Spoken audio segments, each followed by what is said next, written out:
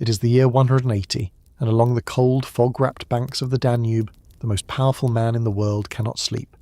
Marcus Aurelius, Emperor of Rome, stoic philosopher and deeply reluctant general, lies awake in a campaign tent while somewhere out in the darkness the long Marcomannic wars grind on without mercy.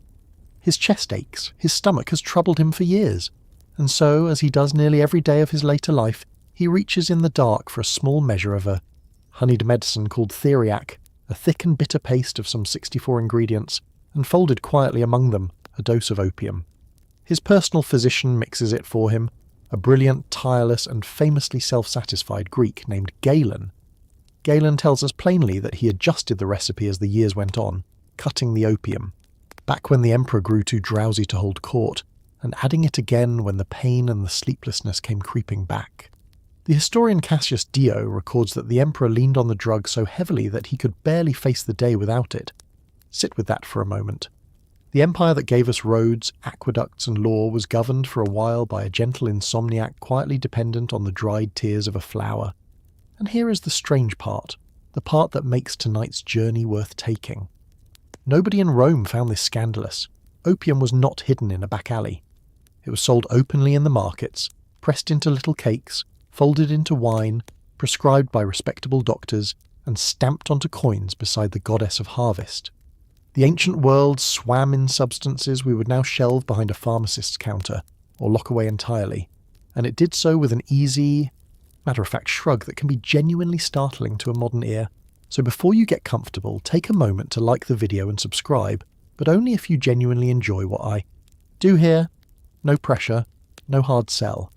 If gentle histories whispered into the dark are your idea of a good night, then you and I are going to get along beautifully over the next couple of hours. And while you are settling in, I would love to know where in the world you are listening from tonight. Drop your location and your local time in the comments. It genuinely delights me to imagine this quiet little audience scattered across the planet.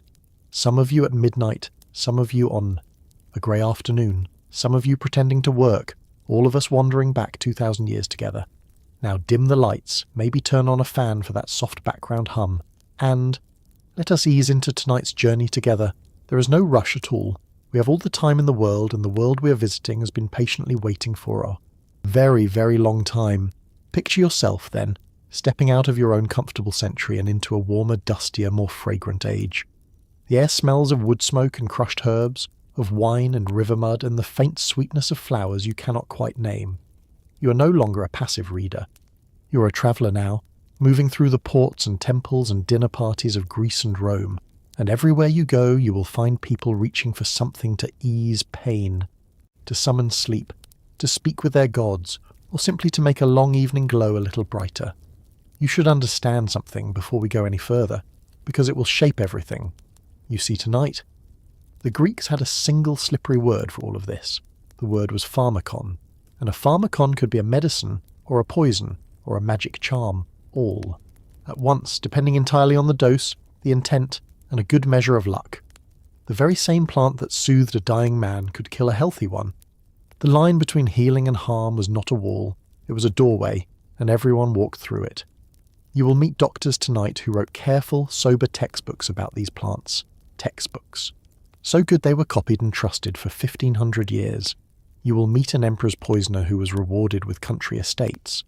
You will meet priestesses who breathed strange vapours rising from the rock and spoke, they believed, with the voice of a god. And yes, historians still argue whether these people were reckless, wise, desperate, or simply doing their honest best in a world with no anaesthetic, no clean surgery, and no gentle way to say goodnight to pain. Here already is your first quiet fact to tuck under your pillow. The oldest physical trace of the opium poppy in Europe comes not from some later, more decadent age, but from a cave near Lake Bracciano in Italy, where preserved poppy seeds were found buried under 3 meters of stony deposit, some 7,500 years old. Long before there was a Rome to rule, before there were emperors or philosophers or armies on the Danube, people in Italy were already tending this small, papery flower and, it seems, valuing it for something. And here is your quirky little tidbit, the sort of thing you can mention at a dinner party if you want people to slowly edge away from you. The Romans so associated the poppy with sleep and gentle death that they carved it onto tombstones, a soft promise that the sleeper below had finally, blessedly, been released from a lifetime of pain, a flower for the grave and a flower for the cradle, and the very same flower in the Emperor's cup. That is the ancient world in a single bloom.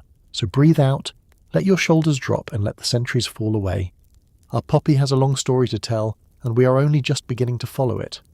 To understand why a single flower could hold such power over the imagination of two civilizations, you have to picture where it grew.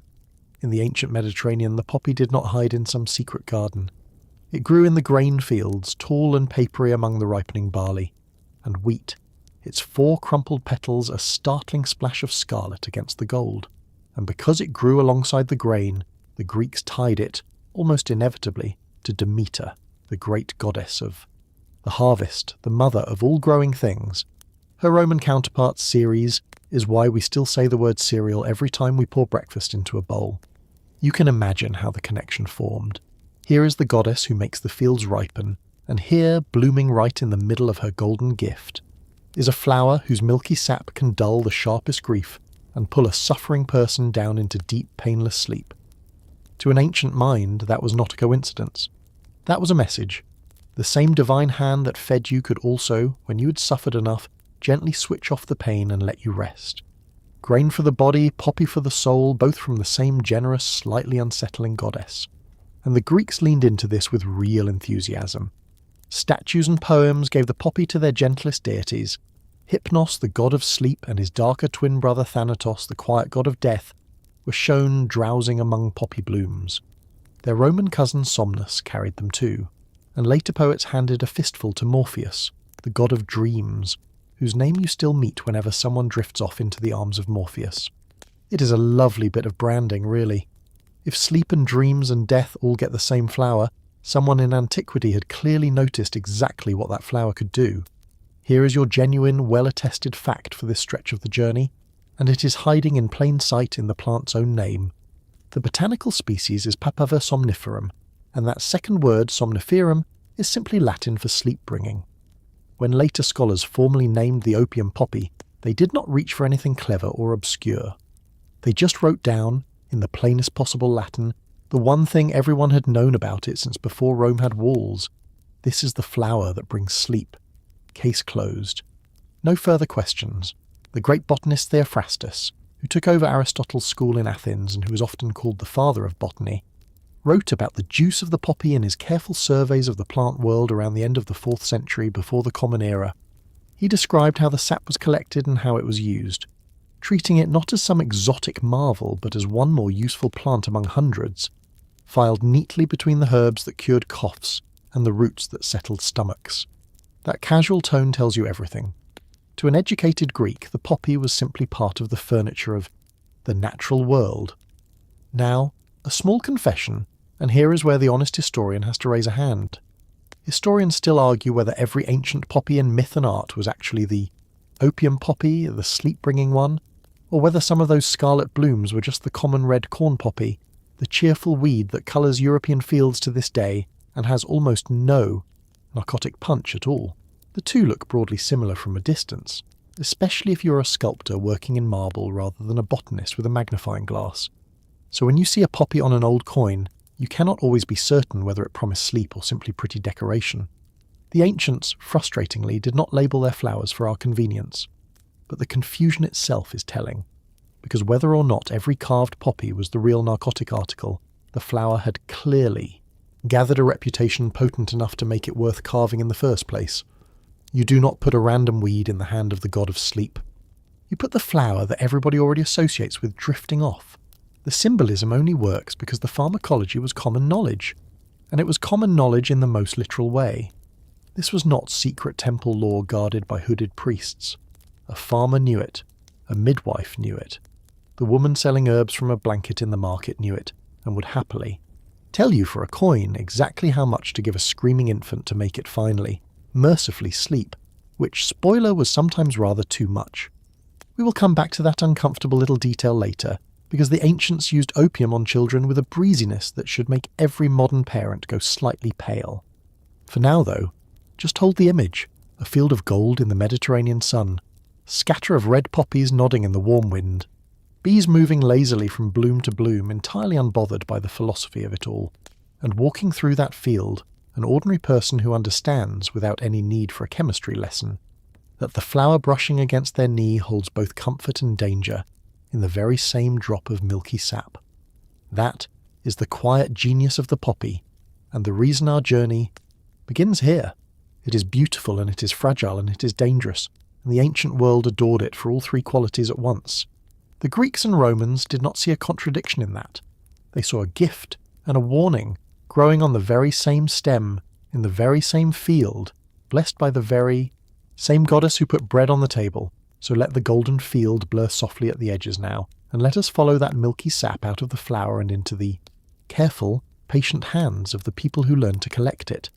Collecting opium is slow, patient, slightly meditative work, and the method the ancients used is so effective that, astonishingly, it has barely changed in 2,000 years. Picture yourself crouched in that poppy field in the cool of early morning, a small curved blade in your hand. In front of you stands the seed pod, the swollen green capsule left behind once the scarlet petals have dropped away.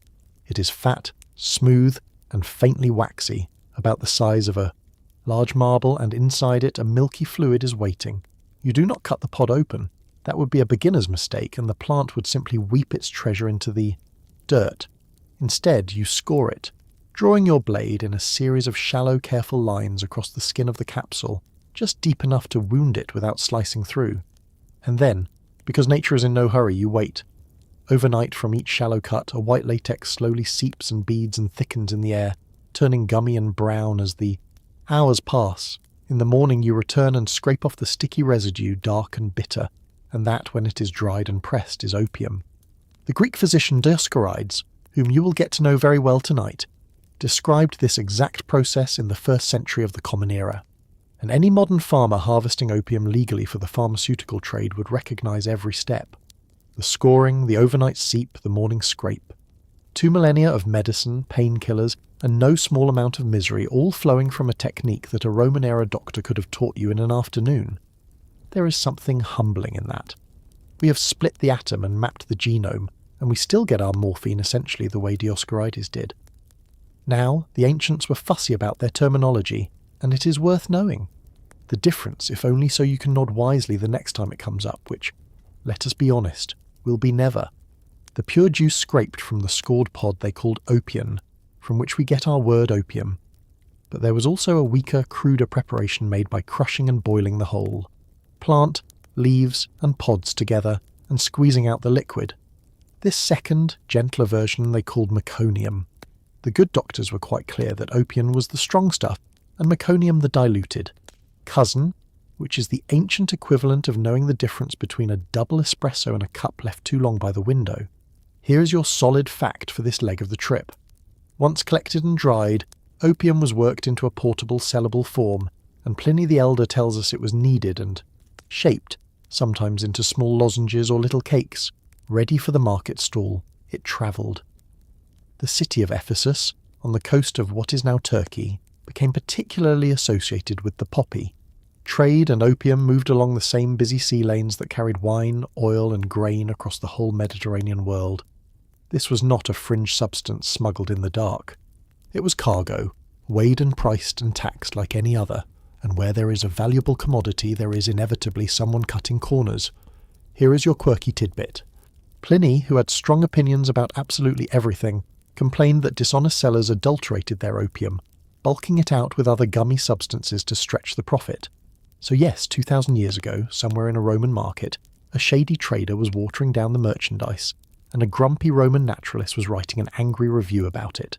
Some things about human commerce are simply eternal. You could practically leave him a 1-star notice on the stall. Historians still argue whether the opium of the ancient world was actually potent enough to produce the dramatic, dreamy highs that later writers, and rather a lot of excitable modern documentaries, love to imagine. Ancient poppy strains may have been weaker than modern cultivated ones. The preparations were inconsistent from batch to batch, and a lozenge bought in one town might be twice the strength of one bought in the next. Some scholars think most ancient opium use was fairly mild, aimed squarely at pain and sleep rather than transcendent visions. Others suspect that with enough of it, and the ancients certainly had enough. Of it, the effects could be every bit as powerful as anything that came later. The truth is probably that it varied wildly, which is a deeply unsatisfying answer, but history rarely tidies itself up for our comfort. What is not in doubt is how ordinary the whole business was. You could walk into a market, hand over your coins, and walk out with a small, dark lozenge that would ease your aching tooth, quiet your cough, calm your churning gut, or carry you off into a heavy, dreamless sleep. No prescription. No pharmacist frowning over your paperwork. No lecture, just a transaction as simple as buying a loaf of bread from a seller who might, if the price was right, also throw in a little advice on the dose. That casualness is the thread to hold on to as we go deeper. The ancient relationship with these substances was not our relationship. There were no strict legal categories, no war on drugs, no sharp line between medicine and vice. There was only the pharmakon, that slippery word again, and the quiet universal understanding that the same little brown lozenge could be your salvation or your undoing, depending entirely on how much of it you were foolish enough to swallow.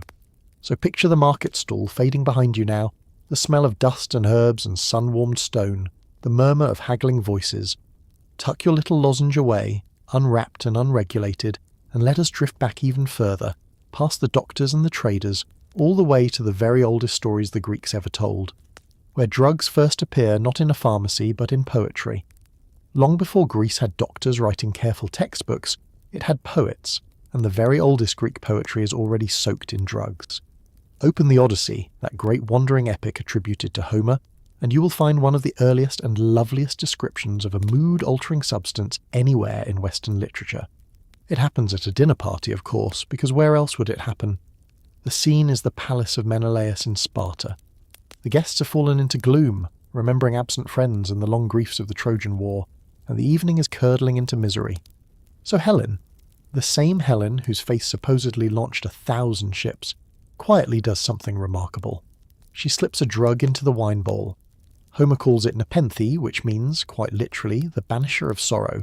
A drug so powerful, the poet says, that whoever drinks it will feel no grief for a whole day, not even if their own mother and father were to die, not even if they watched a brother or a beloved son cut down before their eyes. And here is the detail I adore. Homer tells us exactly where Helen got it. It came from Egypt, given to her by a woman named Polydamna, the wife of a man called Thon, in a land where, the poet says admiringly, the fertile earth grows more drugs than anywhere else, and every man is a skilled physician. Sit with that for a second. In the foundational literature of Greece, the wonder drug is a foreign import, specifically Egyptian, handed woman to woman, and it works by switching off human sorrow the way you might snuff a lamp. The Greeks looked south to Egypt and saw a nation of pharmacists, a place of ancient and slightly intimidating chemical wisdom. And you know what? They were not entirely wrong. Egypt really was a centre of the ancient drug and medicine trade, and Egyptian medical papyri list poppy and dozens of other plant remedies with brisk professional confidence.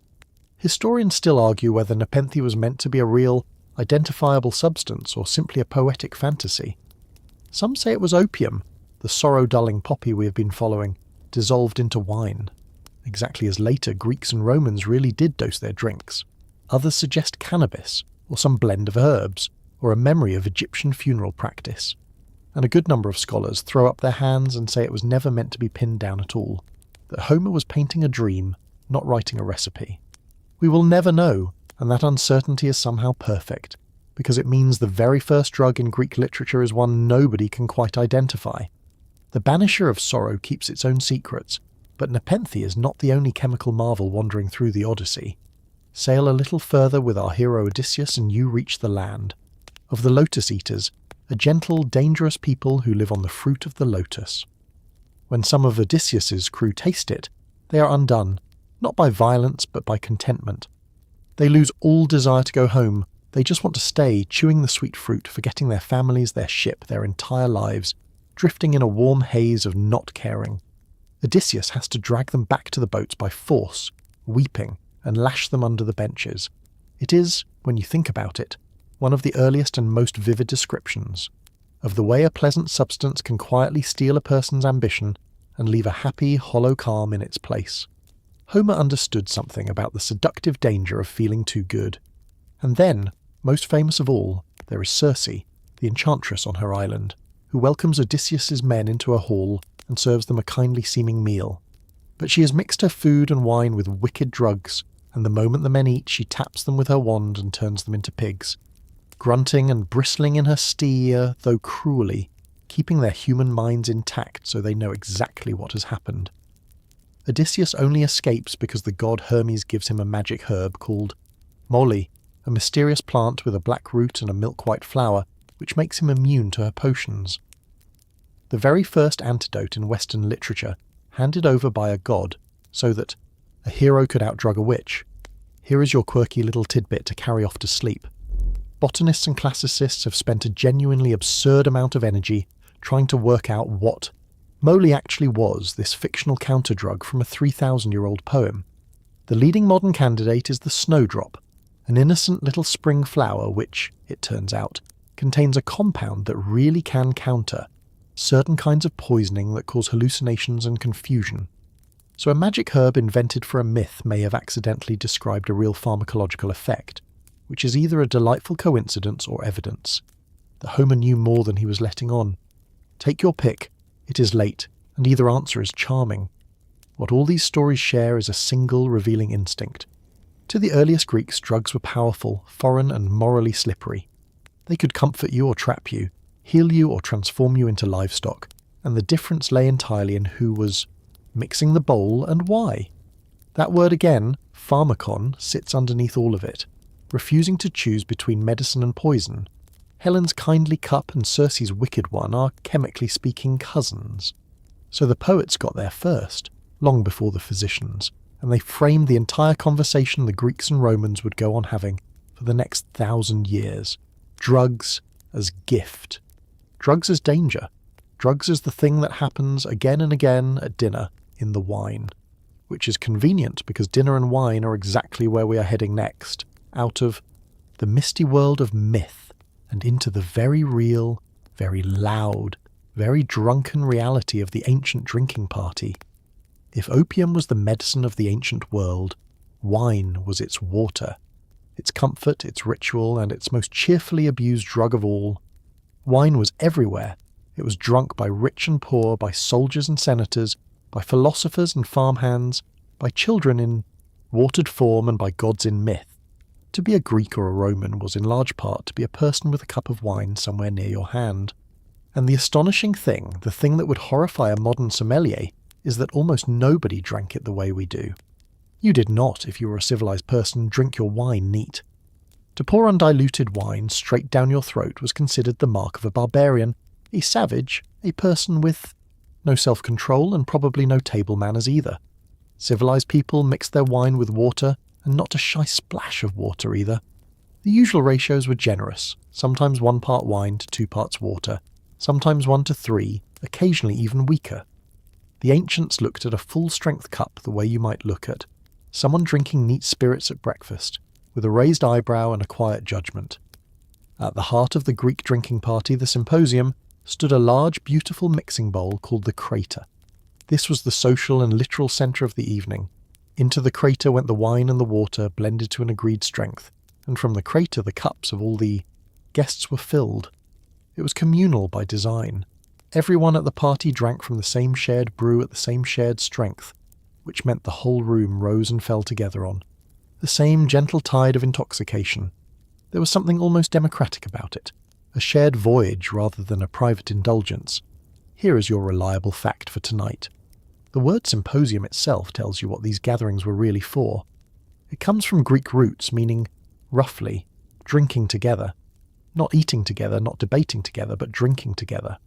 The food came first, at a separate stage of the evening, and then the tables were cleared, garlands were handed out, a libation was poured to the gods, and the real business began, which was reclining on couches, drinking watered wine and talking.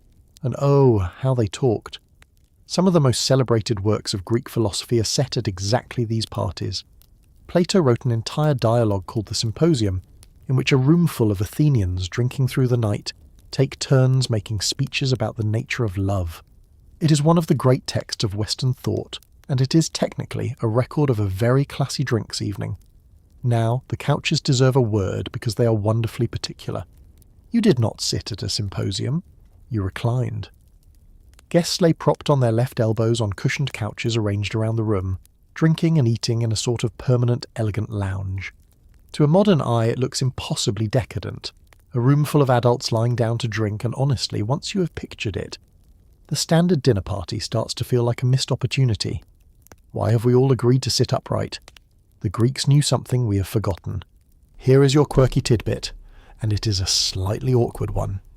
These classical Greek symposia were, as a rule, gatherings for men. Respectable wives stayed home. The women present at a symposium were more often entertainers, musicians, dancers, and companions hired for the evening. So the great philosophical drinking parties we admire so much were, socially speaking, closer to an exclusive gentleman's club than to a modern mixed dinner, a detail that tends to get quietly skipped in the more romantic retellings. The Romans, as we will see, changed this, and their banquets welcomed respectable women to the couches, which is one small point in Rome's favour on the manners scoreboard. Historians still argue whether all that dilution means the ancients were actually drinking something quite weak, or whether the sheer volume made up for it. Think about it. If your wine is cut 2-to-1 with water, but you spend an entire night steadily refilling your cup from the crater, hour after hour, speech after speech, you can still end an evening thoroughly, comprehensively drunk. Some scholars picture the symposium as a mild, sophisticated affair. Others point to the ancient sources themselves, which are absolutely full of hangovers, brawls, smashed furniture, and men staggering home through the streets with torches singing badly. The truth, once again, probably depended entirely on the night, the company, and how strict the person in charge of the bowl decided to be, because there was always a person in charge of the bowl. The symposium was not a free-for-all where you helped yourself. That would have been chaos, and the Greeks, for all their love of a good drink, were oddly organised about their disorder. Every proper drinking party had a master of ceremonies, a referee of intoxication, whose entire job was to decide how strong the wine would be, how fast it would flow, and when, if ever, to make it stronger. He set the rhythm of the whole evening. He could keep things philosophical and restrained, or he could, with a nod, tip the room toward glorious ruin. That figure, the master of the drinking, is where we are heading next, because the ancients had turned the simple act of getting drunk into something with rules, stages, and a startlingly clear-eyed understanding of exactly how a night of wine tends to unfold. They knew, with almost scientific precision, how many bowls it took to go from pleasant conversation to regrettable decisions, and they wrote it down. So settle deeper into your cushions, imagine the lamplight glowing warm on the painted walls, the murmur of voices, the splash of wine into water, and let us meet the man whose solemn duty it was to keep an entire room of philosophers from making complete fools of themselves. Spoiler, he often failed. The master of the Greek drinking party was called the symposiarch, which translates to something like ruler of the symposium, and it was both an honour and a genuine responsibility. He was chosen at the start of the evening, sometimes by a roll of the dice, and once appointed his word was law. He decided the crucial ratio of wine to water in the great mixing bowl, and by controlling that single number he controlled the destiny of the entire night. Weak mix, and the party stayed thoughtful and calm. Strong mix, and well, the furniture took its chances. The symposiarch set the pace of the toasts, chose the topics of conversation, and could impose playful penalties on anyone who broke the rules, such as making a guest drink a cup down in one, or sing, or dance, or answer a riddle. He was part host, part referee, and part mischievous god of the evening, holding the mood of a dozen drunk philosophers in the palm of his hand. It was a role that demanded a cool head, which is a little ironic given that he was, of course, drinking the whole time as well. Regulating everyone else's intoxication while managing your own is a delicate art, rather like being the only soberish person trying to organise a game at a family gathering. Good luck to him. Now here is where the ancients get genuinely wonderful, and here is your fact to treasure. A Greek comic playwright named Eubulus, writing in the 4th century before the Common Era, gave us a famous speech in which the god of wine himself, Dionysus, lays out exactly how a night of drinking should go, bowl by bowl. It is one of the most quoted passages about drinking in all of antiquity, and it is startlingly accurate. Dionysus explains that for sensible people he mixes only 3 bowls. The first bowl, he says, is for health. The second is for love and pleasure. The third is for sleep, and when that one is drunk, wise guests go home. The 4th bowl, the god warns, is no longer ours, it belongs to bad behaviour. The 5th leads to shouting, the 6th to drunken revelry, the 7th to black eyes. The 8th brings the police, or rather its ancient equivalent. The 9th belongs to misery, and the 10th to madness and throwing the furniture around. Read that list again and marvel, because a comic poet 2,500 years ago mapped the exact emotional arc of a heavy night out with a precision that no modern public health poster has ever improved upon health, romance, sleepiness, then the slow, predictable slide through loudness, aggression, regret, and finally the hurling of household objects. If you have ever been to a wedding, you have witnessed the full, Eubulus sequence play out in real time. The ancients had our number completely. The lovely thing is that this was understood as wisdom, not as a joke, or rather, as both at once. The point of the 3-bowl rule was self-knowledge. A cultured person was supposed to know where the pleasant middle of the evening ended and the regrettable slope began, and to have the discipline to stop at bowl 3 when sleep was calling and dignity was still intact. The symposiarch existed partly to help everyone honour that wisdom, and partly on a wilder night to gleefully ignore it. Here is your quirky tidbit, and it is a good one for your own next gathering. The Greeks played a drinking game at these parties called kottabos, which was essentially competitive wine flinging. Guests would leave a little wine in the bottom of their broad, shallow cups and then flick the dregs across the room, trying to hit a target, often a small disc balanced on a stand, or to sink little floating dishes in a basin of water.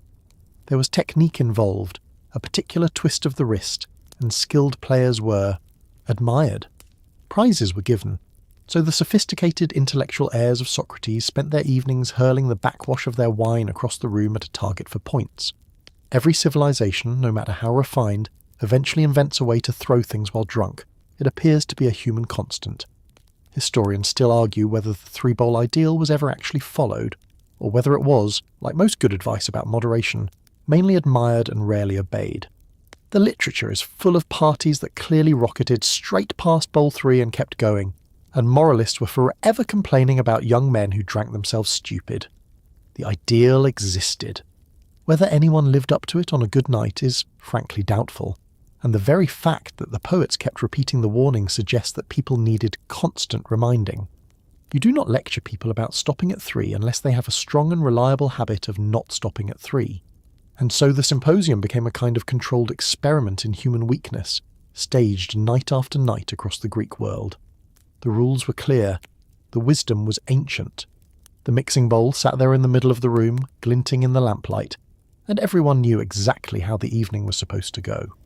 And then the wine flowed, and the toasts multiplied, and somewhere around the 4th or 5th bowl the careful architecture of moderation quietly collapsed, as it always had, as it always would. There is something deeply comforting in that, I think, as you lie there in the dark. These people, so distant, so foreign in their togas and their reclining couches, were exactly like us, in the way they drank and joked and overdid it, and swore the next morning that 3 bowls really would have been plenty. Human beings have been making that same resolution, and breaking it, for well over 2,000 years. Now let us cross the sea from Greece to Rome, where the drinking party got a new name, a new set of rules, and gloriously a new level of excess. When the Romans inherited the Greek drinking culture, they did what the Romans always did with a good Greek idea. They kept the essentials, gave everything Latin names, and then quietly made it bigger, richer, and more complicated. The Roman version of the drinking party was called the commissatio, and it followed. The great Roman evening meal, the cena, which was itself the centrepiece of a proper Roman social occasion, known broadly as the convivium, a word that simply means living together. That is a rather beautiful way to describe dinner when you think about it. Not merely eating together, but living together for an evening. The Romans, like the Greeks, mixed their wine with water and regarded drinking it straight as the sort of thing done by barbarians and other people they preferred to conquer. But they added a very Roman refinement. Where the Greeks blended their wine cold in the communal crater, wealthy Romans developed a taste for warm wine, and to serve it they used an ingenious device called an orthepsa, a kind of elegant metal urn with a chamber for hot coals that could heat water on the spot. Picture a fancy bronze samovar sitting on the table gently steaming, ready to mix a warm cup on a cold evening. The Romans, bless them, had invented the mulled wine dispenser roughly 2,000 years before your local winter market, and the Romans made one genuinely admirable change to the guest list. Where the classic Greek symposium was a men-only affair, the Roman convivium welcomed respectable women to recline at the table alongside the men. Roman dinner society was, in this one respect, a good deal less stuffy than its Greek model. Husbands and wives dined together, conversation flowed across the couches, and the whole occasion had a warmer, more domestic, more genuinely social flavour. So if you had to be transported back to an ancient dinner party tonight, you would, on balance, probably have a nicer time in Rome. Better heating, mixed company, and as we'll see, a truly spectacular commitment to showing off. The Romans kept the Greek idea of a master of ceremonies too, and gave him the splendid title of Magister Bibendi, the master of drinking. Just like the symposiarch, he set the strength of the wine and the order of the toasts, ruling over the second, boozier half of the evening. And Roman toasting could become an endurance sport. There was a custom of drinking a cup for each letter in the name of the person you were honouring. So toasting a friend with a short name was a mercy, and toasting one with a long name was a genuine threat to your evening. Imagine raising a full cup for every letter of somebody's name, and you will understand why Roman moralists spent so much ink complaining about drunkenness. Some poor guest was always being made to toast a man called something enormous, letter by agonising letter, while the Magister Bibendi grinned. Here is your reliable fact. The Romans were passionate connoisseurs of wine, and the most celebrated of all Roman wines was Falernian, produced from vineyards on the slopes of Mount Falernus in Campania, in the south of Italy. Falernian was the prestige wine, the one poets praised and hosts boasted about, prized especially when it had been aged for years, even decades, until it turned amber and strong. A truly old vintage of Falernian was the sort of thing a rich Roman would produce to make his guests gasp and his rivals seethe. It was the ancient world's grand cru, the bottle you brought out to announce, without saying a word, exactly how important you were. And this points to your quirky tidbit, which is that Roman dining was, at the top of society, a ferocious contest of one-upmanship dressed up as hospitality. The satirists of Rome, writers like Petronius and Juvenal, have left us gleeful, savage descriptions of vulgar hosts serving absurd, showy dishes, and sometimes cruelly, giving their more important guests better wine than the lesser ones seated further down the table. Imagine attending a dinner where you could physically taste your own social ranking in the quality of the cup you were handed. Nothing says warm hospitality quite like a host publicly grading his friends by vintage. The Roman elite turned dinner into a blood sport, and the weapon was wine. Historians still argue whether the wild excesses described by these Roman satirists were accurate reporting or comic exaggeration. Writers like Petronius, whose famous banquet of the vulgar millionaire Trimalchio is one of the funniest things to survive from antiquity, were satirists, and satire always turns the volume up. Did any real host truly serve the outrageous spectacles they describe? Perhaps a few did, in the giddiest, richest years of the empire. Perhaps most Roman dinners were far more modest and the satirists were mocking a tendency rather than a norm. But the fact that the joke landed at all tells you that Roman society recognized the type, the grasping host drowning his guests in ostentatious wine and ridiculous food. You cannot satirize a thing that nobody does. What matters for our journey is this. For both Greeks and Romans, wine was not simply a drink. It was a technology of togetherness, carefully mixed, carefully managed, wrapped in ritual and rank and rules, and yet forever slipping loose into loudness and excess. It lubricated philosophy and friendship and love, and it also produced hangovers, feuds, and the occasional flung goblet. It was, in the truest sense, the everyday drug of the ancient world, so woven into daily life that nobody thought to question it. But here is where our story takes a darker and stranger turn, because the ancients did not always leave their wine as simple wine. Sometimes, into that carefully mixed cup they stirred other things, herbs, resins, roots, and occasionally substances a good deal more powerful and a good deal more dangerous than the grape alone. What exactly went into an ancient cup is our next, slightly unsettling question. Here is something that will make you look at that innocent ancient wine cup rather differently. To the Greeks and Romans, wine was not just a drink to be enjoyed on its own. It was a solvent, a carrier, a base into which all manner of other substances could be dissolved and delivered. If you wanted to give someone a medicine, you mixed it into wine. If you wanted to flavour a dull vintage, you added herbs and honey and resin. And if you wanted to give someone an experience rather more intense than ordinary drunkenness, or occasionally to give them no more experiences ever again, wine was the perfect vehicle for that too. Start with the everyday additions, because even ordinary ancient wine was a stranger drink than you might think. Much of it was flavoured and preserved with pine resin, giving it a sharp, piney taste that survives to this day in Greek Retsina, a wine that people either adore or describe uncharitably as furniture polish. Wine was spiced with pepper, sweetened with honey, thickened with boiled-down grape, syrup, and infused with herbs like myrrh and saffron. A Roman recipe book that survives from antiquity, attributed to a gourmet named Apicius, includes a spiced honeyed wine served at the start of a meal, a sort of ancient aperitif that would not be entirely out of place at a modern Christmas. But here is where it gets darker, and here is your solid fact. Ancient sources tell us that a whole pharmacy of powerful mind-altering plants could be, and sometimes were, added to wine. The list is genuinely alarming.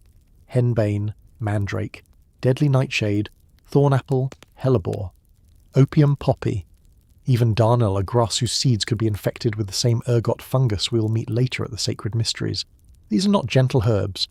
These are members of the nightshade family and their equally sinister cousins. Plants packed with compounds that can cause vivid hallucinations, delirium, racing hearts, and, in the wrong dose, death. And the ancients knew it and stirred them into wine anyway, for medicine, for magic, for pleasure, and for murder. Why on earth would anyone drink such a thing on purpose? Well, in careful medicinal doses, these plants really did do useful things. A little henbane or mandrake in wine could deaden pain, calm a frantic patient, or bring sleep to someone who could not otherwise find it. Wine laced with the right herb was one of the few tools a doctor had against agony, and we will see it used remarkably as a surgical anaesthetic. In the world of magic and ritual, these hallucinogenic plants could produce visions that felt genuinely divine, which made them powerful tools for anyone claiming a hotline to the gods. And in the shadier corners of society, the very same knowledge made wine the perfect delivery system for a discreet and deniable poisoning. Here is your quirky tidbit, and it is a slightly grim one. The ancients understood the concept of the spiked drink so well that they built whole legends and legal cases around it. A cup of wine handed to you by the wrong person at the wrong dinner could be the last thing you ever tasted, and everyone knew it. This is why powerful, nervous Romans sometimes employed a food taster, a servant whose unenviable job was to sample the master's food and drink first, and ideally, to keel over before the master did. It was a career with excellent job security and truly appalling life expectancy. One imagines the interview as brief, and the pension plan non-existent. Historians still argue about how common deliberate drugging and poisoning by wine actually was, as opposed to how common the fear of it was.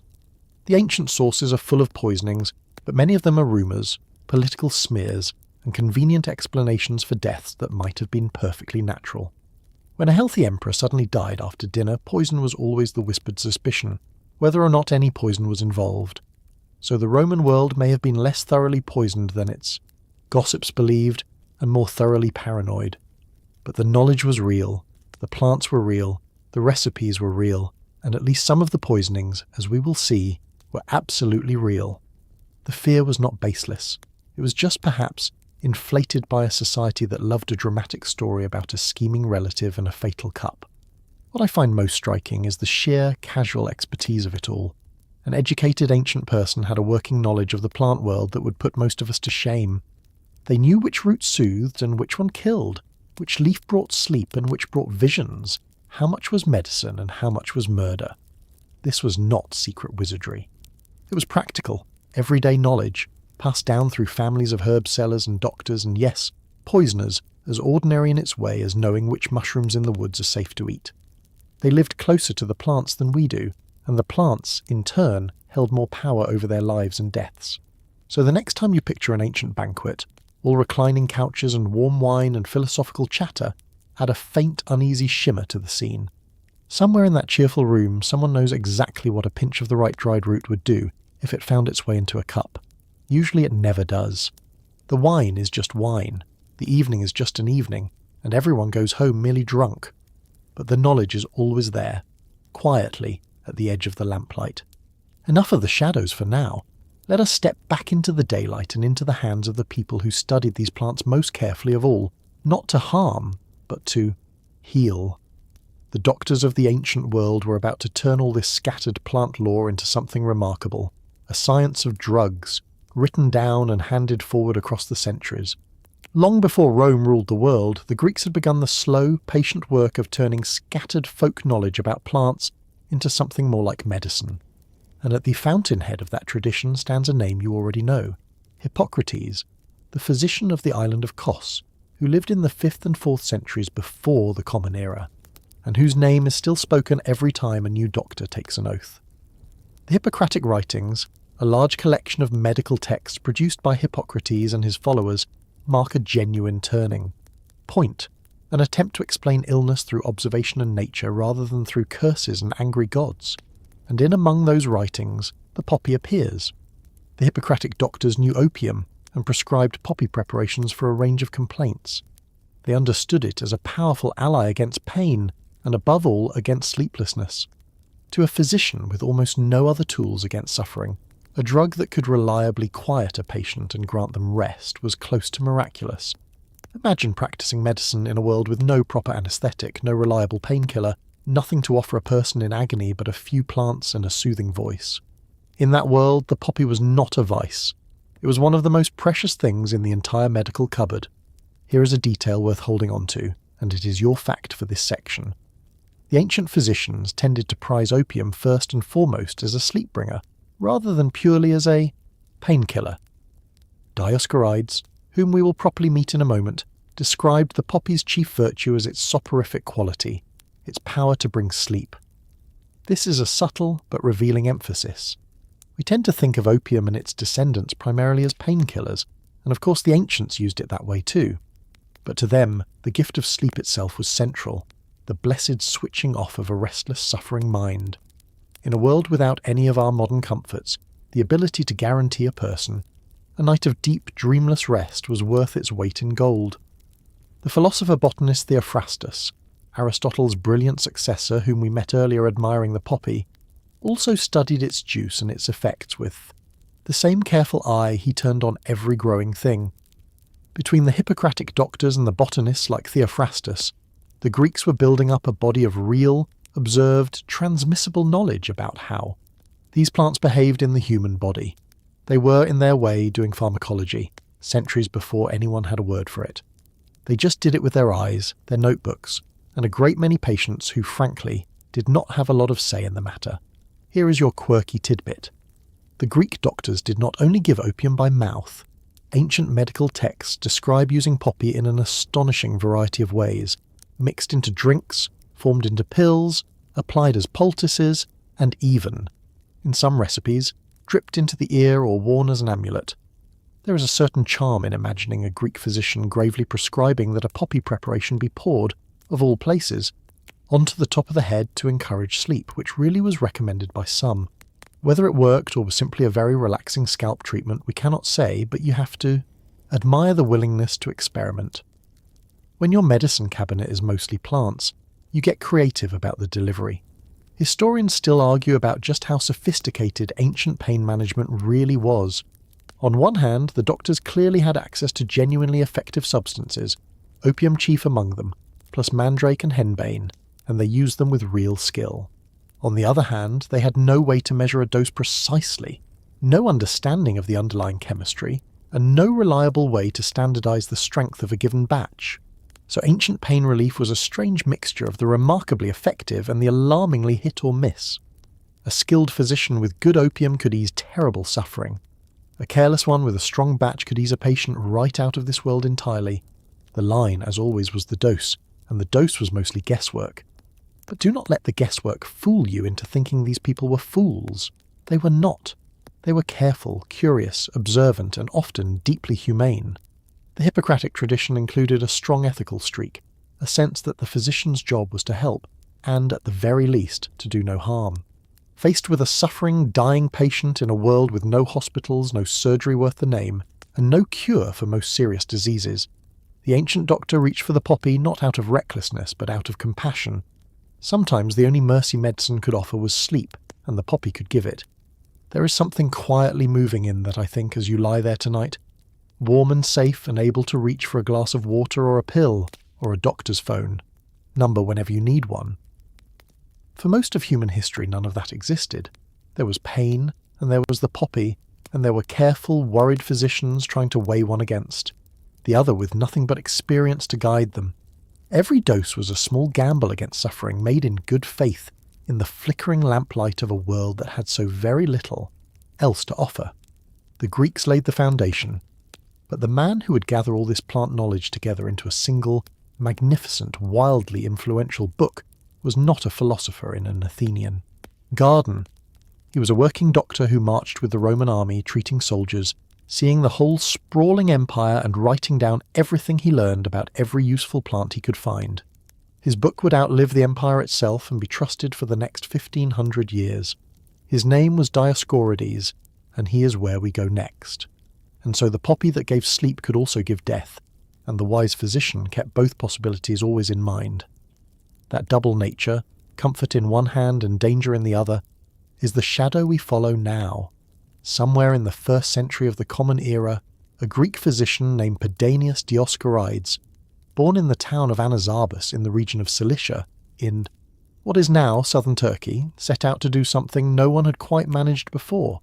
He wanted to gather all the scattered, tangled, contradictory knowledge about medicinal plants and substances into one clear, organised, reliable reference work, and he was in an excellent position to do it, because Dioscorides served as a doctor with the Roman army, which meant he travelled widely across the empire, seeing plants, remedies, and local practices from many different lands. The result of his labours was a 5-volume masterpiece written in Greek, known ever since by the Latin name De Materia Medica, which means roughly on medical material. In it, Dioscorides described around 1,000 different drugs and remedies, most of them derived from plants, along with substances from animals and minerals. For each one, he set out what it looked like, where it grew, how to prepare it, what it was good for, and crucially how much was safe and how much was dangerous. It was in effect the pharmacist's Bible of the ancient world, and here is your genuinely staggering fact. This single book remained the leading pharmacological reference in the Western and Islamic worlds for something like 1,500 years, 15 centuries.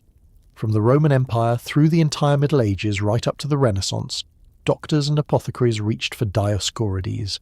No textbook you studied from will still be in serious professional use in the year 3500. His was. Within its pages, Dioscorides treated the powerful, dangerous drugs with particular care. Opium, mandrake, henbane, hemlock, aconite, and hellebore all get their careful entries. And what shines through is his sober, professional caution. Again and again he warns his readers about dosage, reminding them that these substances are powerful, that a small amount heals and a larger amount harms, and that some of them, taken to excess, will simply kill. This is not the writing of a reckless enthusiast. It is the writing of a careful clinician who has clearly seen what these plants can do when they are respected, and worse, what they do when they are not. His entry on the opium poppy is a small model of ancient professionalism. He explains how to harvest the juice, distinguishes the potent pure sap from the weaker whole plant preparation, describes its power to ease pain and bring sleep, and then, in the same breath, warns that too much of it makes people lethargic and can kill them. Heal, help, and harm, all catalogued with the same steady hand. He was telling his readers the truth, that the very thing that made opium precious also made it lethal, and that the whole of the physician's art lay in knowing exactly where the safe amount ended. Here is your quirky tidbit, and it is a delightful one for a lover of old books. Some of the surviving copies of Dioscorides are among the most beautiful manuscripts to come down to us from the ancient world. One especially famous version, produced in the early 6th century for a Roman noblewoman, is a gorgeously illustrated volume filled with painted pictures of the plants, page after page of carefully rendered leaves and roots and flowers. It is a working medical text that also happens to be a treasure of art, which feels exactly right for a book, about substances that were themselves both practical and almost magical. Imagine a pharmacy manual so lovely that it ended up as a prized possession of emperors and collectors. That is the status Dioscorides achieved. Historians still argue about how much of Dioscorides was truly his own careful observation, and how much he inherited and compiled from earlier writers whose works are now lost to us. Ancient authors did not footnote their sources the way modern scholars do, and Dioscorides was clearly building on generations of accumulated herb lore. Some scholars see him as a great original observer, others see him more as a brilliant organizer, a man whose genius lay in gathering, sorting, and clearly presenting the knowledge of his age. Rather than in discovering it all himself, the honest answer is probably a bit of both, and honestly, either way the achievement is enormous. Whether he found the knowledge or merely tamed it, he handed it forward across 15 centuries, and that is a gift almost beyond measuring. What I want you to take from Dioscorides, as you drift there in the warm dark, is his tone. It is calm, it is careful, it is deeply, reassuringly professional. Here was a man who handled the most dangerous substances of his world, opium and hemlock and mandrake and all the rest, not with fear and not with reckless excitement, but with the quiet respect of an expert who understood exactly what he was dealing with. He neither demonized these drugs nor glamorized them. He simply told the truth about them, dose by dose, plant by plant, and trusted his readers to use that truth wisely. In a strange way, Dioscorides is the moral centre of our whole story. All around him, in the markets and the dinner parties and the shadowy back rooms, people were using these same substances for pleasure, for oblivion, for magic, and for murder. And here was this steady, sober army doctor, quietly writing it all down properly, insisting that knowledge and caution were the only real protection against the dangers of the pharmacon. He could not stop people from misusing these drugs, but he could, and did, make sure that the truth about them survived. That truth included a warning he returned to again and again, the dark edge of the poppy's gift, and it is to that dark edge, the danger hidden inside the comfort, that we must turn next. He gave the ancient world a map through a dangerous landscape, and for 1,500 years, people were grateful to have it. Few authors have ever done so much good for so long from a single, patient, sober book. The ancients were not naive about opium. This is one of the most important things to understand tonight, because it is tempting to imagine that people 2,000 years ago simply did not grasp the dangers of the drugs they used so freely, but they did. They watched, they noticed, and they wrote it down with unsettling clarity. Dioscorides put it about as plainly as anyone ever has. A little opium, he warned, taken in an amount no larger than a small seed, is a pain easer, a sleep bringer, and a digester. But taken in too great a quantity, he wrote, it hurts, making men lethargic, and it kills. That is the whole terrible truth of the poppy in a single sentence, written down in the 1st century and just as accurate today. Think about what that warning actually means.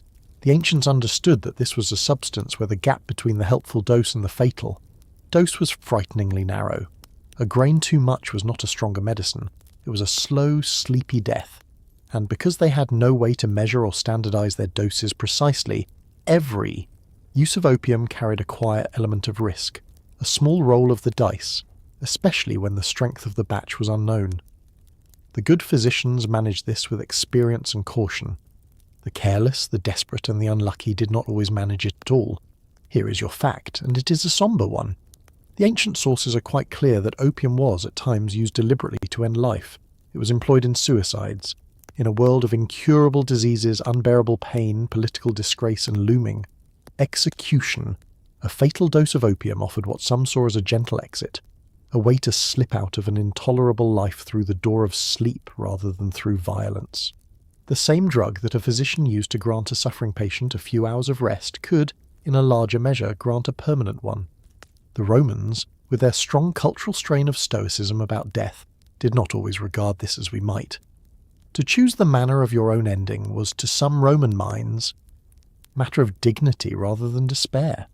And the doctors clearly noticed something that sounds a great deal like what we would call dependence and tolerance. Roman writers observed that habitual users seemed to need the drug, and to need more of it over time. The whole grim architecture of addiction, the growing tolerance, the reliance, the discomfort when the drug is withdrawn, was visible to careful ancient observers even without any of the modern science to explain it. They saw the pattern in the people around them, and some of them wrote about it with real concern. This was not a society blind to the hooks hidden inside its favourite comforts. It was a society that saw the hooks clearly and, for the most part, decided the comfort was worth the risk anyway.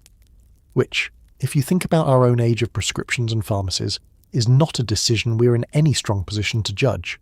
Here is your quirky and frankly rather dark tidbit The ancients used opium on children. Fussy babies, teething infants, little ones who would not settle, were sometimes dosed with poppy preparations to quiet them and send them to sleep. To a modern parent, this is genuinely horrifying, and it should be, because the dose that soothes an adult can easily overwhelm a tiny body. But set aside your justified alarm for a moment and consider the exhausted ancient parent, up for the 5th night running with a screaming infant, in a world with no other remedy, reaching for the one thing everybody knew would bring sleep. It is not hard to understand, even as you wince. Parents have been desperate for a full night's sleep for as long as there have been parents, and the poppy, terrifyingly, delivered. This particular practice remarkably persisted in various forms right up into relatively modern times, long after antiquity. In soothing syrups you would be shocked to read the ingredients of. Historians still argue about how widespread genuine opium addiction really was in the ancient world, as opposed to widespread ordinary use. Some scholars point out that despite the drug's easy availability and the doctor's awareness of dependence, there is surprisingly little clear evidence of a large population of what we would call addicts. Others suspect that dependence was more common than the sources let on, simply because the ancients had no strong concept of addiction as a distinct problem to be recorded and worried over. When everybody uses a substance and nobody thinks it shameful, the addicts do not stand out. They are just people who use a bit more than most, in a world where using it at all is completely normal. So the true scale of ancient opium dependence may be hidden from us precisely because nobody at the time thought it worth counting. The one great glaring exception, the single most famous possible case of opium dependence in all of antiquity, sits right at the top of the Roman world. It is the very man we began with, lying awake in his campaign tent on the cold Danube frontier, reaching in the dark for his daily dose. The most powerful person alive, and quite possibly, according to some readings of the evidence, quietly hooked on the dried tears of the poppy. It is time we return to Marcus Aurelius, and to the brilliant, exasperating physician who mixed his medicine and left us the clues. So hold that narrow, dangerous line in your mind, the hair's breadth between the dose that soothes and the dose that kills. Everyone in the ancient world walked it, from the market stall to the imperial couch, and no one, perhaps, walked it more visibly, or with higher stakes, than the philosopher who ruled an empire while leaning night after night on his little cup of comfort. Marcus Aurelius is, by almost any measure, one of the most admirable figures the ancient world produced. He was Emperor of Rome from the year 161 to 180, and he ruled through plague, war, and endless crisis with a patience and seriousness of purpose that later ages found deeply moving. He's remembered above all as a philosopher, the author of the Meditations, a private notebook of stoic reflections written for his own eyes, full of gentle, hard-won wisdom about duty, mortality, and keeping your soul steady in a chaotic world. It is one of the most beloved books ever written, and its author, this thoughtful, dutiful, self-disciplined man, appears to have spent much of his later life reliant on opium. Our evidence comes largely from two sources, and here is your solid fact. The first is the emperor's own physician, the great Galen, who served at the imperial court and wrote extensively about the theriac, the elaborate compound medicine that Marcus took. The second is the historian Cassius Dio, who tells us that the emperor regularly consumed this opium-containing preparation, in part to cope with the chronic pain in his chest and abdomen that plagued him, and to help him endure the brutal demands of his military campaigns on the northern frontier. Between them, these sources paint a picture of a ruler who leaned on his daily medicine heavily and habitually over a long period of time. The theriac itself was a marvel of ancient pharmacy, a thick electuary containing dozens upon dozens of ingredients, and folded among them opium. We will explore the strange history of theriac properly a little later, because it deserves its own tale. But for now, what matters is Galen's role as the imperial pharmacist. Galen tells us, in his own writings, that he had to manage the emperor's dose with care. When Marcus took too much and became too drowsy, too fogged and sleepy to attend to, the endless business of ruling an empire, Galen would reduce the opium in the mixture, and when the pain returned, or the sleeplessness, Galen would increase it again. He was, in effect, carefully titrating the most powerful man in the world, tuning him like an instrument, dialing the opium up and down to keep him functional. There is something almost unbearably human in that image. Here is the philosopher-emperor, the stoic sage who wrote so movingly about rising above the body's demands, and here is his doctor, quietly adjusting his opium so that he can get through the day's work without either collapsing in pain or nodding off on the throne. The meditations are full of stern reminders to master one's appetites and endure discomfort with dignity. And all the while, it seems, their author needed his careful daily measure of the poppy just to keep going. That is not hypocrisy. It is simply the gap between the ideals we hold and the frail bodies we hold them in, a gap Marcus himself would probably have contemplated. With rueful understanding, here is your quirky tidbit. Galen was, by universal agreement, one of the most brilliant physicians who ever lived, and also one of the most magnificently arrogant. His surviving writings are enormous, opinionated, and absolutely dripping with confidence in his own genius. He never tired of explaining how right he was and how wrong everybody else had been. So the mental picture of the imperial sick room is a comedy of contrasts. The humble, self-questioning Stoic emperor on one side, forever examining his own faults, and on the other his personal doctor, possibly the single most self-satisfied man in the entire Roman Empire, cheerfully certain that he alone knew exactly what the emperor needed. One imagines Marcus, mid-meditation on the vanity of pride, glancing over at Galen and sighing very deeply. Historians still argue over whether Marcus Aurelius was truly addicted to opium in the full modern sense, or whether he was simply a chronically ill man taking a long-term medication for genuine pain, which is a rather different thing. The line between medical use and dependence is blurry even today, and it is far blurrier at a distance of 18 centuries, working from a few scattered ancient remarks. One reading has him as a tragic near addict, ruling the world through a haze of poppy. Another, gentler reading has him as a stoic patient managing real, persistent pain as best he could, with the only effective medicine his age possessed, no more an addict than a modern cancer patient on morphine. We genuinely cannot be certain which is closer to the truth. But the very fact that the question is serious, that the evidence supports the debate at all, tells you how deep opium ran, even into the highest and most disciplined life in the empire, and perhaps that is the most quietly powerful lesson of Marcus Aurelius and his little daily cup. These substances did not respect status, virtue, or wisdom. They reached the beggar in the market and the emperor on the frontier alike. The poppy did not care that Marcus was a philosopher. It did what it always did, easing his pain, granting him sleep, and quite possibly tightening its gentle grip a little more with every passing dose. The greatest Stoic of them all, the man who taught the world to endure, needed help enduring. There is no shame in that. There is only the long familiar human story of pain and comfort, and the price of comfort, playing out on the grandest possible stage. So let the emperor sleep at last, there in his tent by the dark river, his medicine doing its quiet work, his great book of wisdom lying closed beside him. And let us leave the palace and walk back down into the ordinary streets, where opium was not an imperial secret but a common household good, sold and eaten and baked into daily life in ways that might genuinely surprise you. Down in those streets, the poppy wore no crown and hid no secret. It simply sat on the market table, wrapped and waiting, as ordinary as bread. Come down now into the ordinary streets of a Roman town, away from palaces and philosophy, into the world, of markets and kitchens and everyday life. Because this is where the poppy really lived, not as an emperor's secret or a doctor's dangerous tool, but as a common, comfortable, everyday thing, woven into cooking, commerce, and the small rituals of daily existence. To an ordinary Roman, the poppy was not sinister at all. It was familiar, domestic, even wholesome, in a way that can be genuinely disorienting to a modern mind trained to flinch at the word opium. Start with food, because yes, the poppy was food.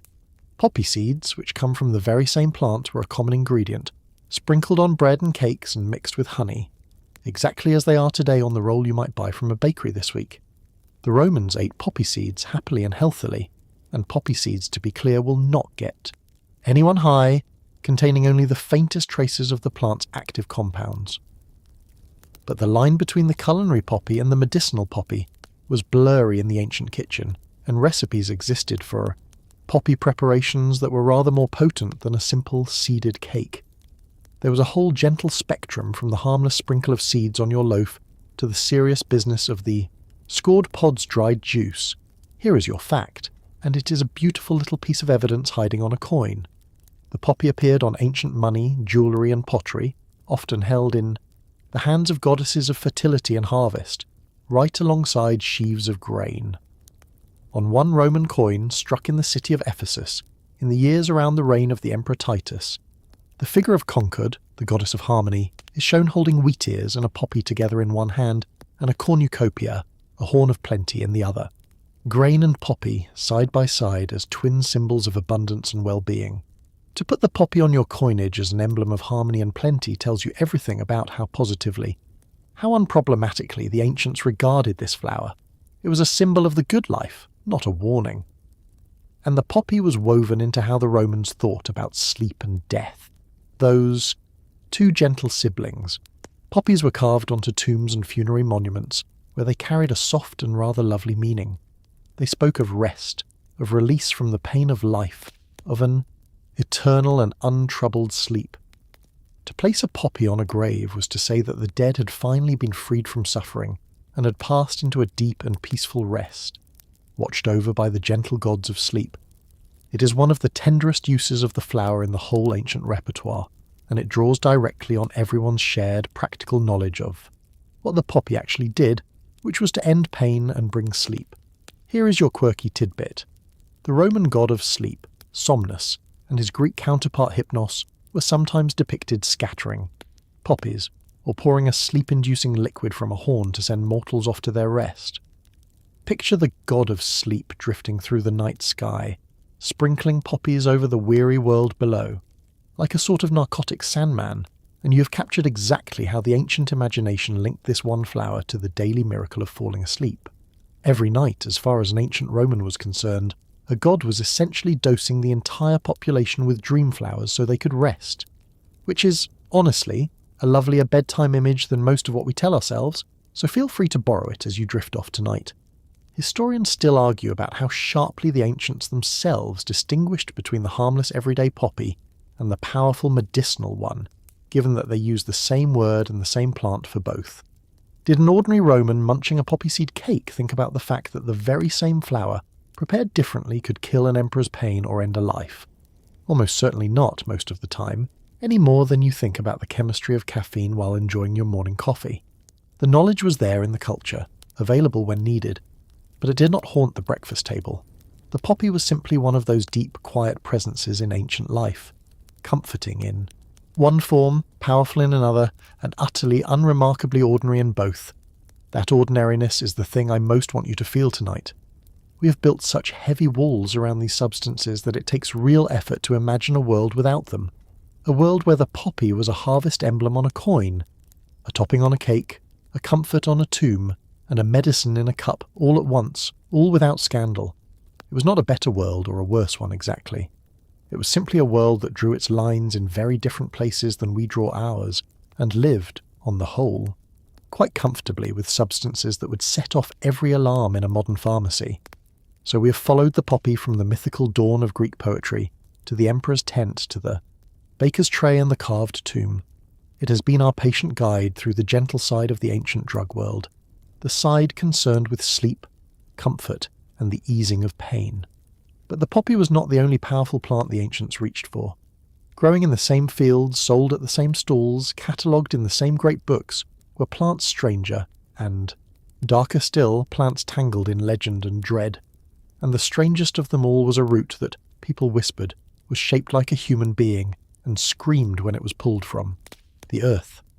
And so the humble poppy followed a Roman from the cradle to the grave, seasoning the bread of childhood and crowning the tomb at the end, a quiet companion through an entire ordinary life. Few flowers have ever been trusted so completely, or deserved that trust so uneasily. The mandrake is one of those plants that seems to belong more to fairy tale than to pharmacy, and yet it was a real and important part of ancient medicine. It is a low, unassuming plant of the nightshade family, with broad leaves and small flowers, but its secret and its fame lie underground, in its thick, forked root. And that root, in older specimens, can branch and twist in a way that looks, if you squint and are perhaps a little suggestible, unnervingly like a human figure with something resembling legs, arms, and a rounded head. To the ancient mind, a plant whose root took the shape of a person was clearly no ordinary vegetable. It was charged with mystery and power, and the Greeks and Romans treated it accordingly. The Greeks sometimes called the mandrake by the name of the enchantress herself, associating it with Circe, whose potions turned men into pigs, Circe's root, they called it, tying this real plant directly back to the mythical world of transformation and magic we visited earlier. And this was not just poetry. The mandrake genuinely does contain powerful compounds, members of a chemical family that can cause drowsiness, hallucinations, delirium, and, in sufficient quantity, a dangerous slowing of the body's functions. The ancients did not know the chemistry, but they knew the effects intimately. They knew that mandrake could send a person into a deep, strange sleep, and they knew it could tip over into poisoning and death. Circe's root, indeed. Here is your fact, and it is the one that matters most for our story. The ancient physicians used mandrake, quite deliberately and quite skillfully, as a sedative and a pain reliever, and above all as a way of putting patients into a deep sleep before surgery. Dioscorides, our careful army doctor, describes preparing a wine from mandrake root and giving it to people who were about to be cut or cauterized, so that they would sleep through the ordeal and feel nothing, or as close to nothing as ancient medicine could manage. Read that again and let it land. 2,000 years ago, doctors were using a plant-based drug specifically to render surgical patients unconscious and insensible to pain. This is anesthesia in its ancient, herbal, deeply courageous form, and mandrake sat right at the heart of it. Imagine the scene, and it will make you grateful for your own century. A patient faces an operation in a world with no reliable anesthetic, no antiseptic, no real understanding of infection. The surgeon's tools are laid out, and the one mercy available, the one thing standing between the patient and unimaginable agony, is a cup of mandrake wine, carefully dosed, that will pull them down into a heavy sleep and with luck keep them there until the worst is over. Too little, and they wake screaming mid-procedure. Too much, and they never wake at all. The physician had to thread that needle by experience and instinct alone. It was terrifying, and it was also, given the alternative, an act of profound compassion. Here is your quirky tidbit, and it is the famous one. There grew up around the mandrake a persistent legend that the root, being so like a living person, would let out a terrible scream when it was torn from the ground, a scream so dreadful that it could kill or madden anyone who heard it. To harvest it safely, the stories advised, you should never pull it up with your own hands. Instead, you should loosen the soil around it, tie the root to a dog, and then step well back and call the dog so that the poor animal pulled the shrieking root free and suffered the deadly cry in your place. This grisly bit of folklore became especially elaborate in later medieval times, but its roots, if you will forgive me, reach back into the ancient world's sense that this was a plant more alive, more person-like, more dangerous than any other, a vegetable you needed to outsource the harvesting of to a dog for your own safety. Poor dog. Historians still argue about how much of the mandrake's fearsome reputation was based on its real pharmacological punch and how much was pure magical thinking spun out of its human-shaped root. The plant really is a potent and dangerous member of the nightshade family, so the fear was not baseless. But the specific legends, the killing scream, the necessity of the sacrificial dog, clearly belong to the realm of folklore rather than medicine. What is fascinating is how the two strands, the genuine pharmacology and the pure superstition, wound together around this single strange plant, so that the mandrake was simultaneously a respectable surgical anaesthetic in a doctor's careful hands and a shrieking magical horror in the popular imagination. Both things at once, in the same forked root. And that really is the mandrake's place in our story. It shows us the ancient world reaching, with remarkable ingenuity and remarkable bravery, toward one of the great goals of medicine, the abolition of pain, using nothing but the plants at hand. It shows us doctors deliberately inducing unconsciousness for surgery centuries upon centuries before the discovery of ether and modern anaesthetics. And it shows us, in the Screaming Root legend, the fear and wonder that these powerful plants inspired, the sense that in handling them you were touching something that stood on the very border, between the natural and the supernatural. The mandrake rarely worked alone, though. In the hands of the ancient surgeons, it was often combined with other sleep-bringing plants into a single, potent preparation, soaked into an object you would never guess, and held over a patient's face to carry them down into the dark. That object, and the strange and clever way the ancients used it, is where we turn next. Picture the surgeon lifting a curious, dripping object toward the sleeping patient's face, and you have already glimpsed one of the strangest and cleverest tools in the whole ancient, medical kit. It is a small marvel, and it deserves a closer look. The object the ancient surgeon lifted toward his sleeping patient's face was, of all humble things, a sponge. A simple sea sponge. The same soft, porous creature the Romans used every day in their baths and their kitchens. But this was no ordinary sponge.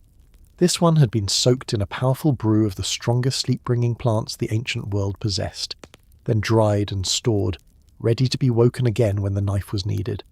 It was called, in the medical tradition that grew up around it, the spongia somnifera, the sleep-bringing sponge, and it is one of the most ingenious and eerie inventions in the whole history of medicine.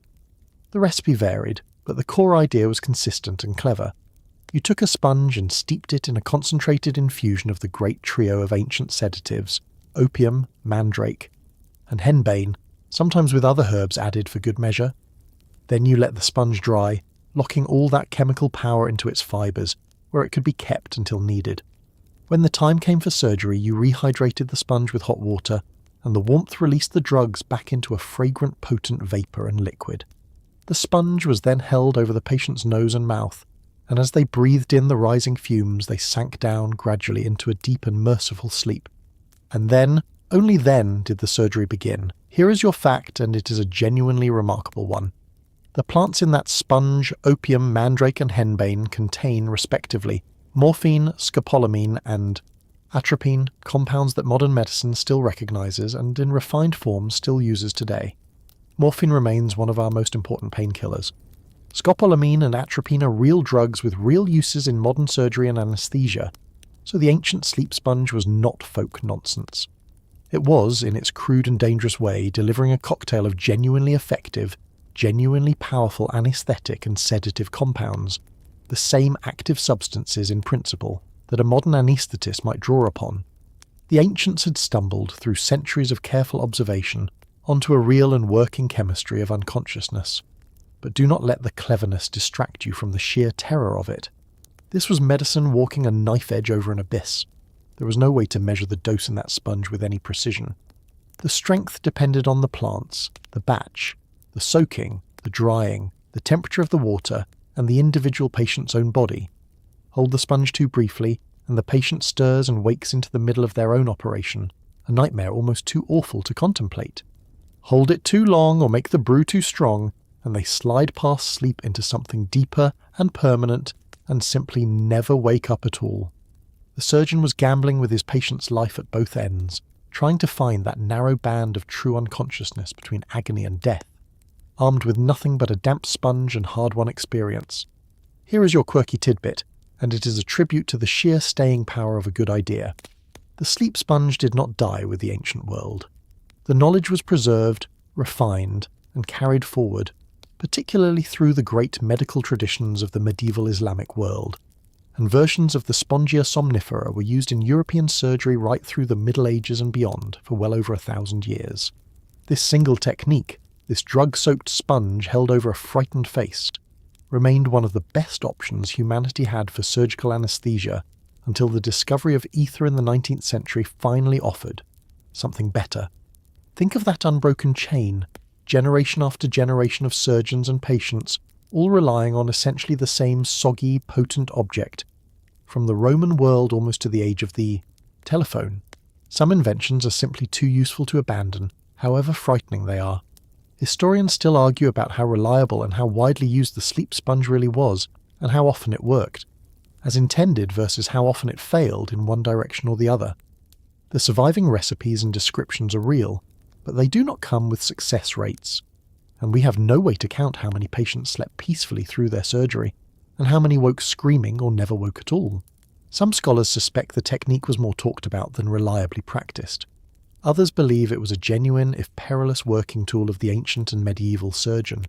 What is beyond doubt is the ambition behind it, the determination to defeat surgical pain by any means available, and the remarkable pharmacological instinct that led the ancients to combine exactly those plants that we now know contain exactly the right active compounds.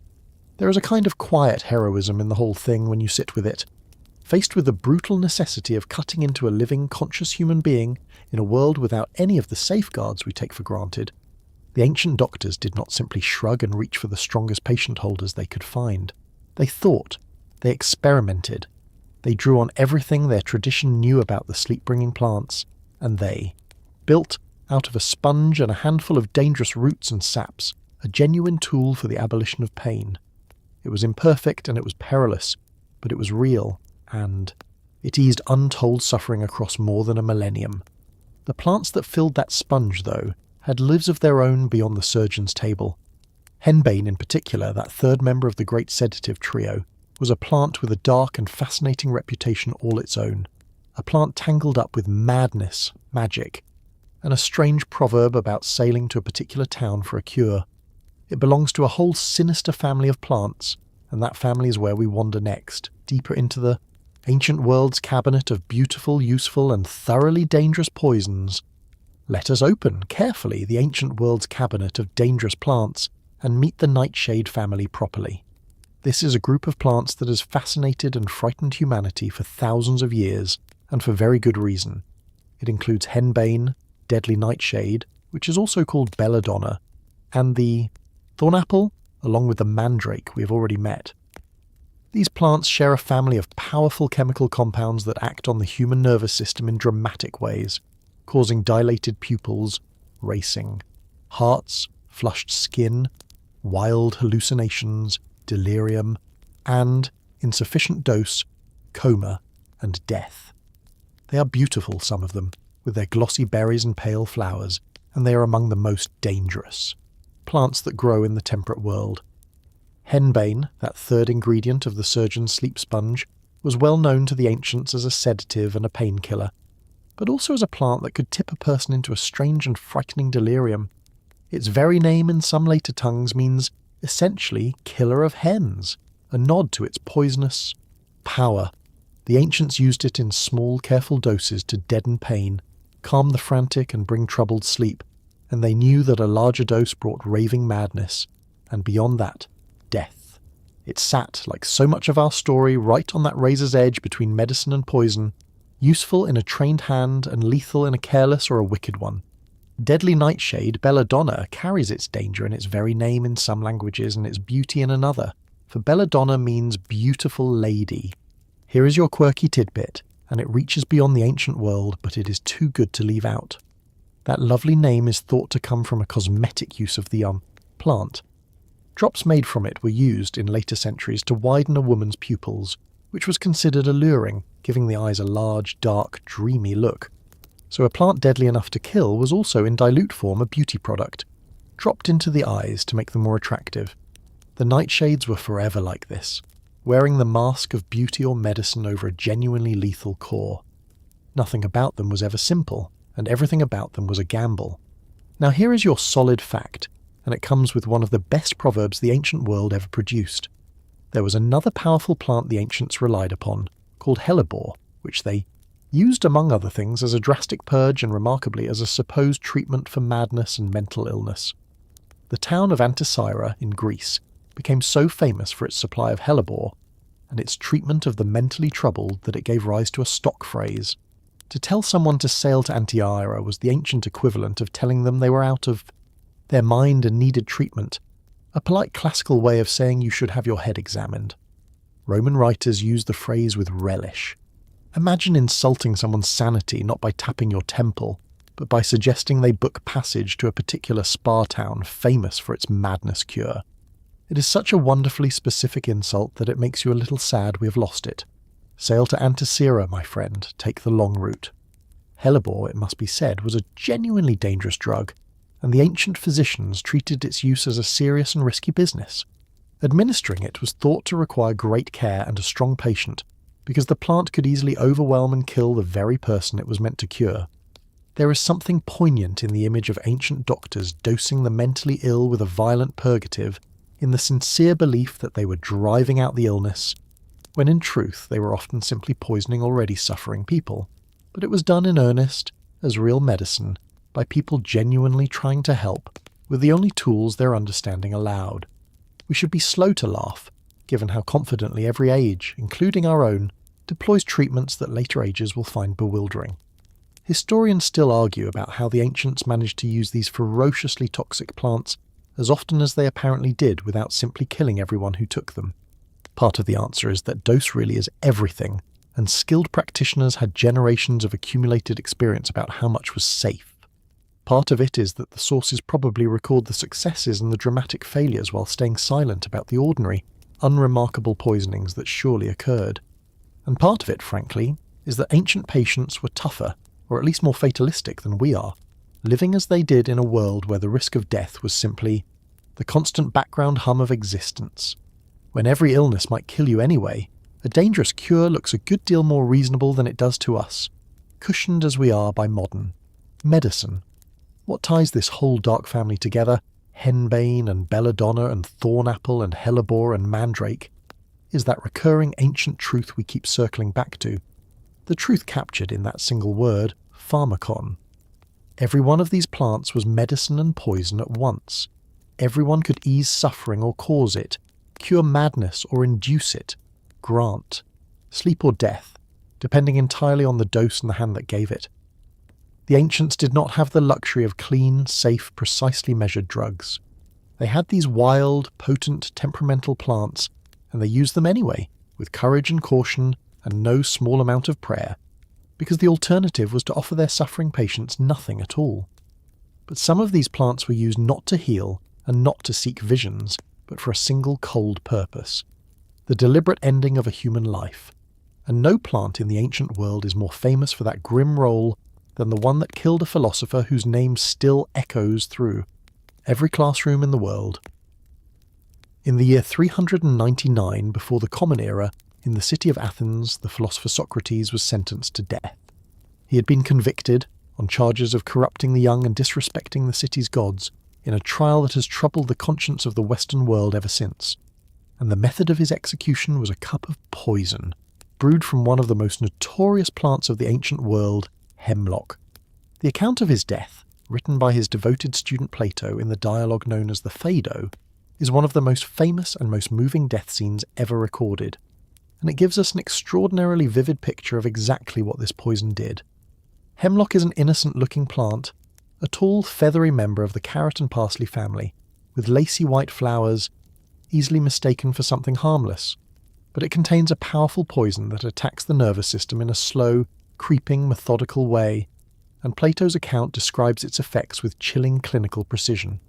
According to the story, Socrates drank the cup calmly, with the composure of a man who had made his peace, and then walked about a little, as the jailer had instructed, until his legs began to grow heavy.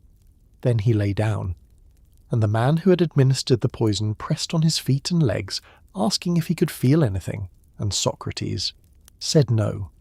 The numbness and the cold crept slowly upward through his body, from the feet toward the heart, and Socrates, remaining lucid and serene almost to the very end, understood that when the cold reached his heart he would be gone.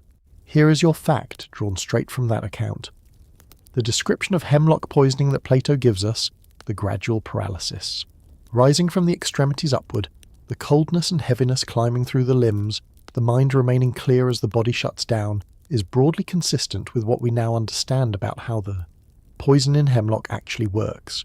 It causes a creeping, ascending paralysis of the muscles, and death comes when the muscles needed for breathing finally fail. Plato was not writing a scientific treatise, but his portrait of the dying Socrates carries the ring of real observation, a genuine record of what those in the room actually saw as the great philosopher slipped away. It is history and poison and philosophy all bound together in a single unforgettable scene. What makes the death of Socrates so haunting is not the horror of it, but the calm. He does not rage or weep or beg. He discusses the immortality of the soul with his friends until nearly the end, reassures them, even makes a wry final remark, and meets the rising cold with a philosopher's steadiness. It became, for later generations, the very model of a good death, a death faced with reason and dignity intact. And the instrument of that famous philosophical death was simply a plant, a common weed of the roadside and the riverbank brewed into a cup. The pharmakon again, in its darkest role, but wrapped this time in one of the noblest stories the ancient world ever told. Here is your quirky tidbit, and it is a small linguistic delight. That same Greek word we keep meeting, pharmakon, is exactly the word used for the fatal draught given to Socrates. The cup of hemlock is a pharmakon, and so is the healing medicine a doctor gives, and so is Helen's sorrow-banishing drug, and so is Circe's transforming potion. The Athenians did not have one word for medicine and another for poison. They had this single, slippery, magnificent word that held all of it at once, and only the context told you. Which face it was wearing. The very language forced you to remember that the healer's art and the poisoner's art were, at bottom, the same knowledge pointed in different directions. There is a whole philosophy folded into that one stubborn word. Historians still argue about some of the finer details of the Socrates account, including whether the poison he drank was pure hemlock alone, or hemlock mixed with other substances to make it act more smoothly and reliably.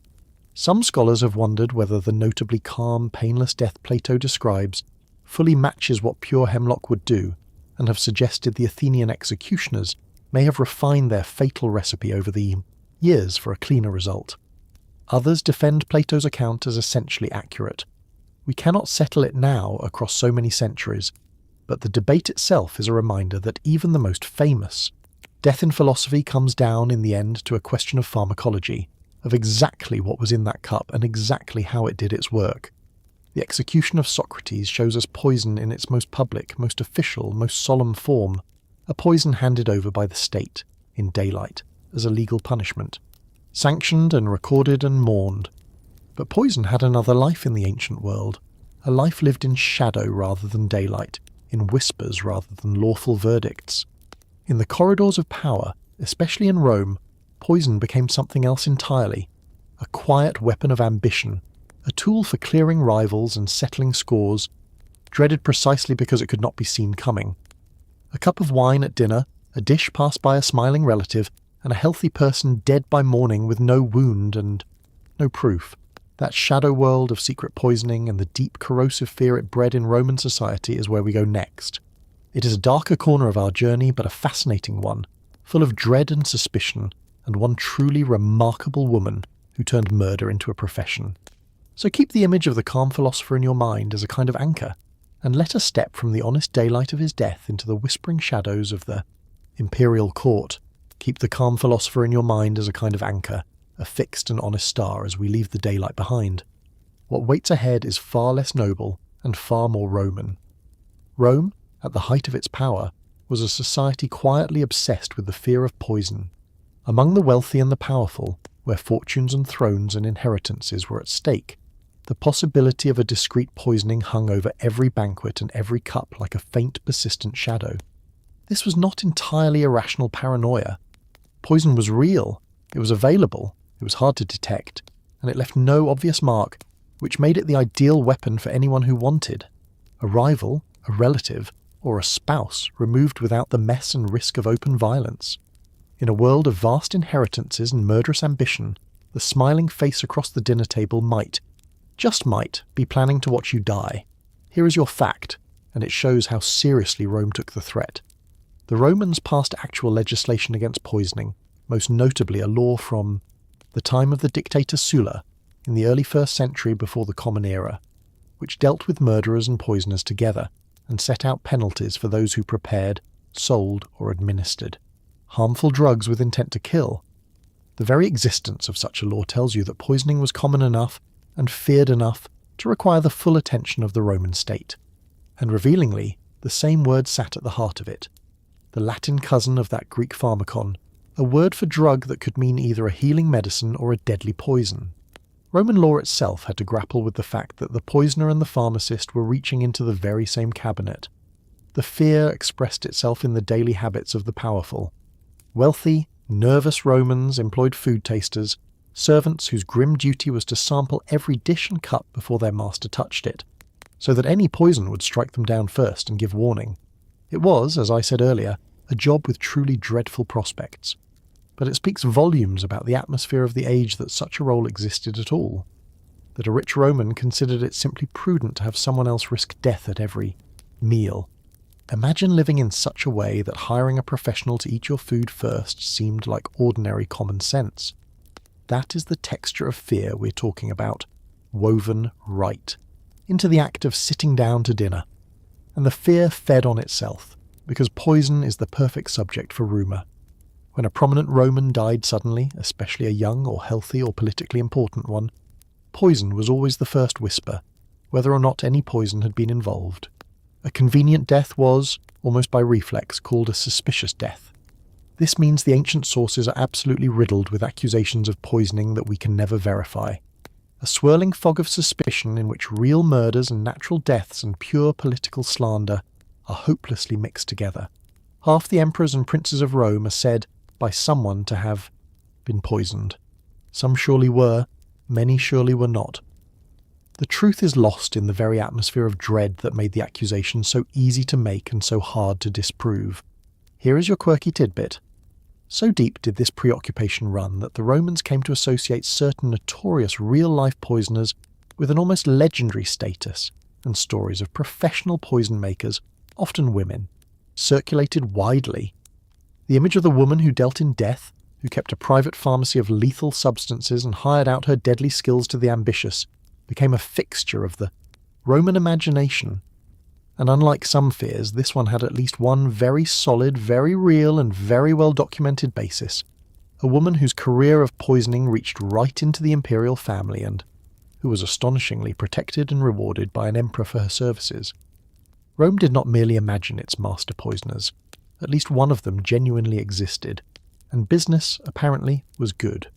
Historians still argue about how much actual poisoning went on in ancient Rome versus how much was rumour, exaggeration, and convenient scapegoating. Skeptical scholars point out that many alleged poisonings could easily have been natural deaths from the many diseases that stalked the ancient world, misread through a lens of suspicion. Others note that the knowledge, the means, and the motive were all abundantly present, and that at least some of the recorded cases are too well attested to dismiss.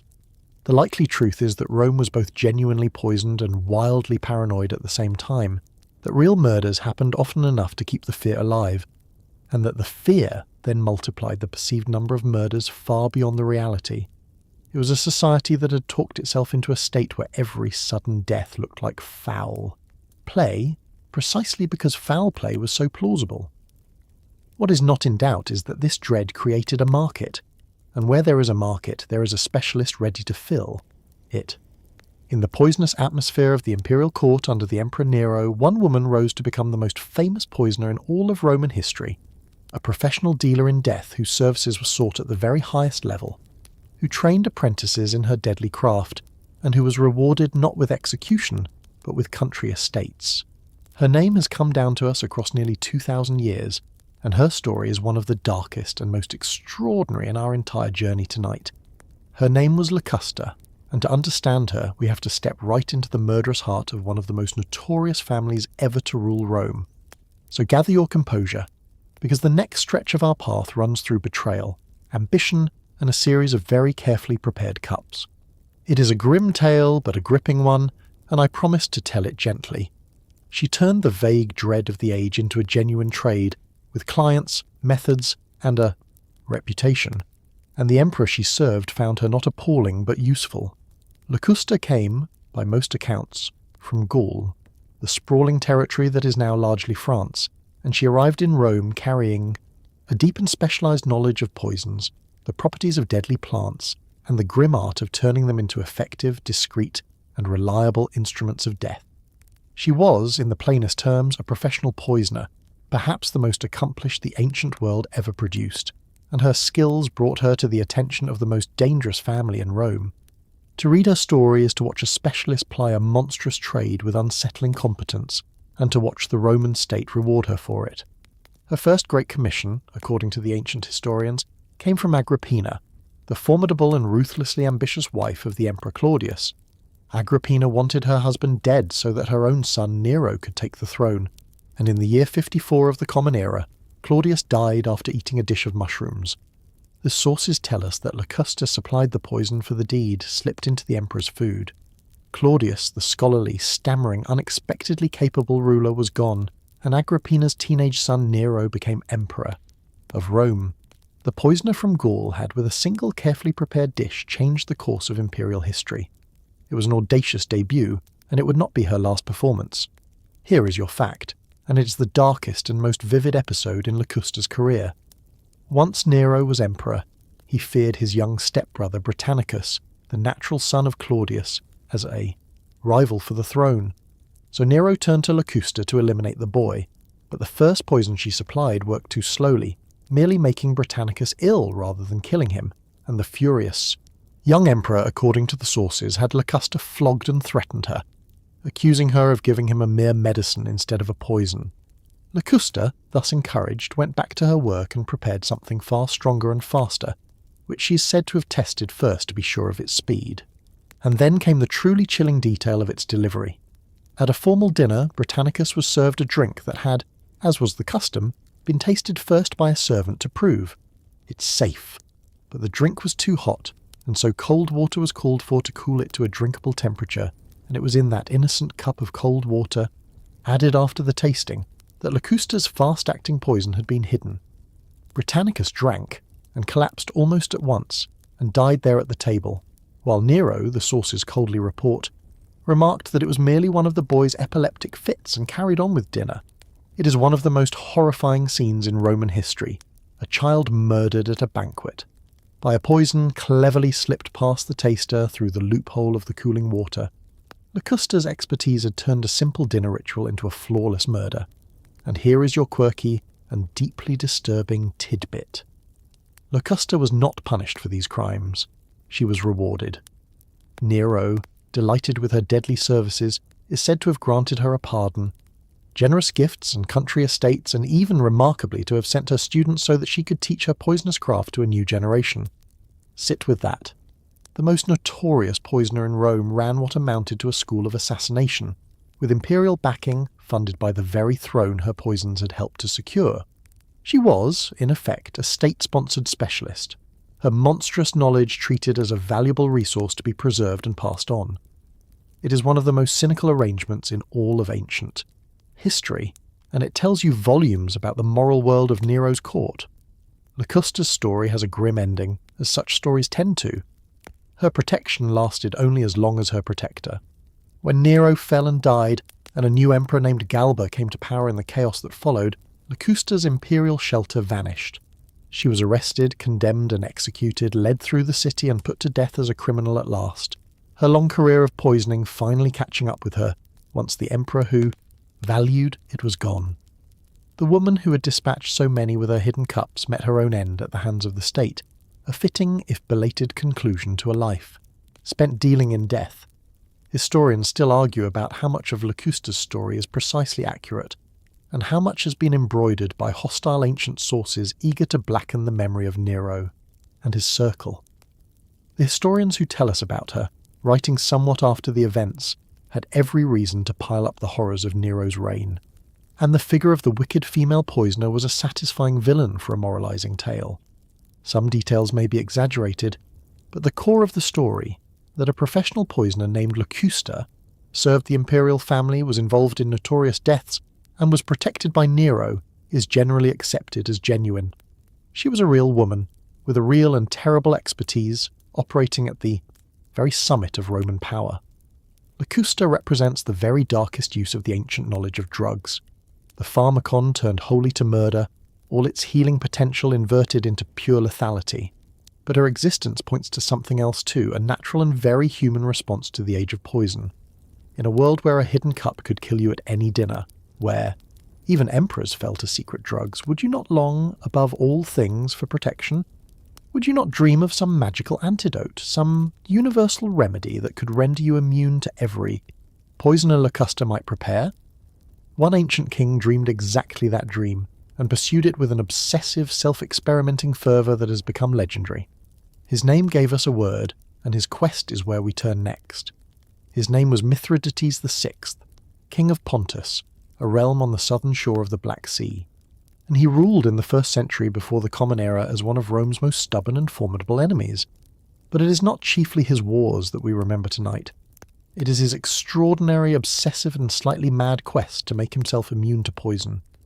Mithridates lived in a world and a family where poisoning was a constant danger. His own father, it was said, had been poisoned at a banquet, and the young prince grew up in fear that the same fate awaited him. And so he set out to do something no one had ever seriously attempted. He decided to make his own body into a fortress that no poison could breach. The method he chose was as bold as it was reckless. Mithridates began, according to the ancient accounts, to take small doses of various poisons deliberately and regularly, gradually increasing the amounts, in the belief that by exposing his body to these substances little by little, he could build up a resistance to them. He was attempting, in effect, to immunize himself against murder, dosing himself with the very things he feared day after day in the hope of becoming unkillable by poison. And he did not stop at self-experimentation.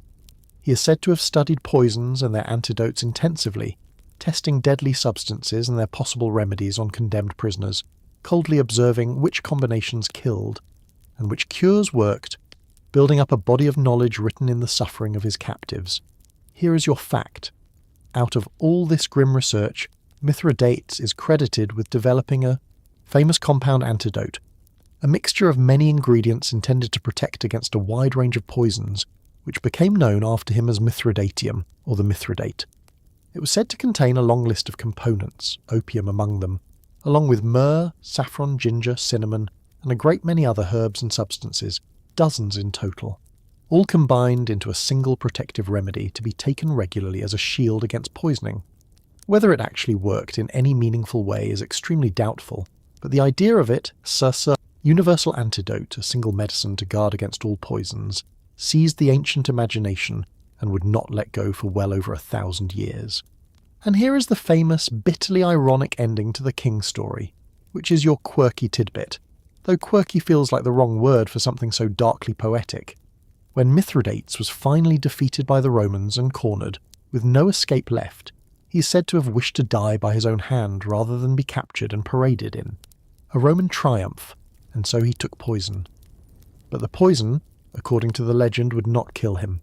His lifetime of careful self-dosing had made him so resistant to poison that he could not, in the end, use it to end his own life.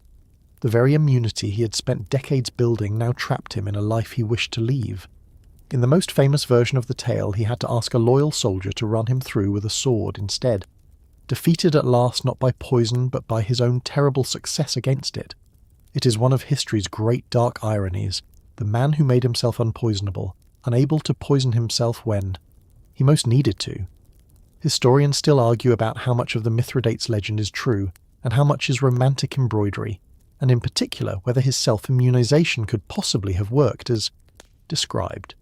For many poisons, the science simply does not support the idea that slowly building up doses would confer real immunity, and for some it would more likely have done him slow harm. The story of the antidote that failed at the end may well be a poetic invention, too neat and too meaningful to be entirely trusted. But the historical Mithridates really was famous in antiquity for his obsession with poisons and antidotes, and the Mithridate really did become a celebrated remedy that outlived him by many centuries. The legend grew from a real seed. However much it flowered in the telling, there is something almost unbearably human in the whole enterprise when you slow down and consider it in the dark.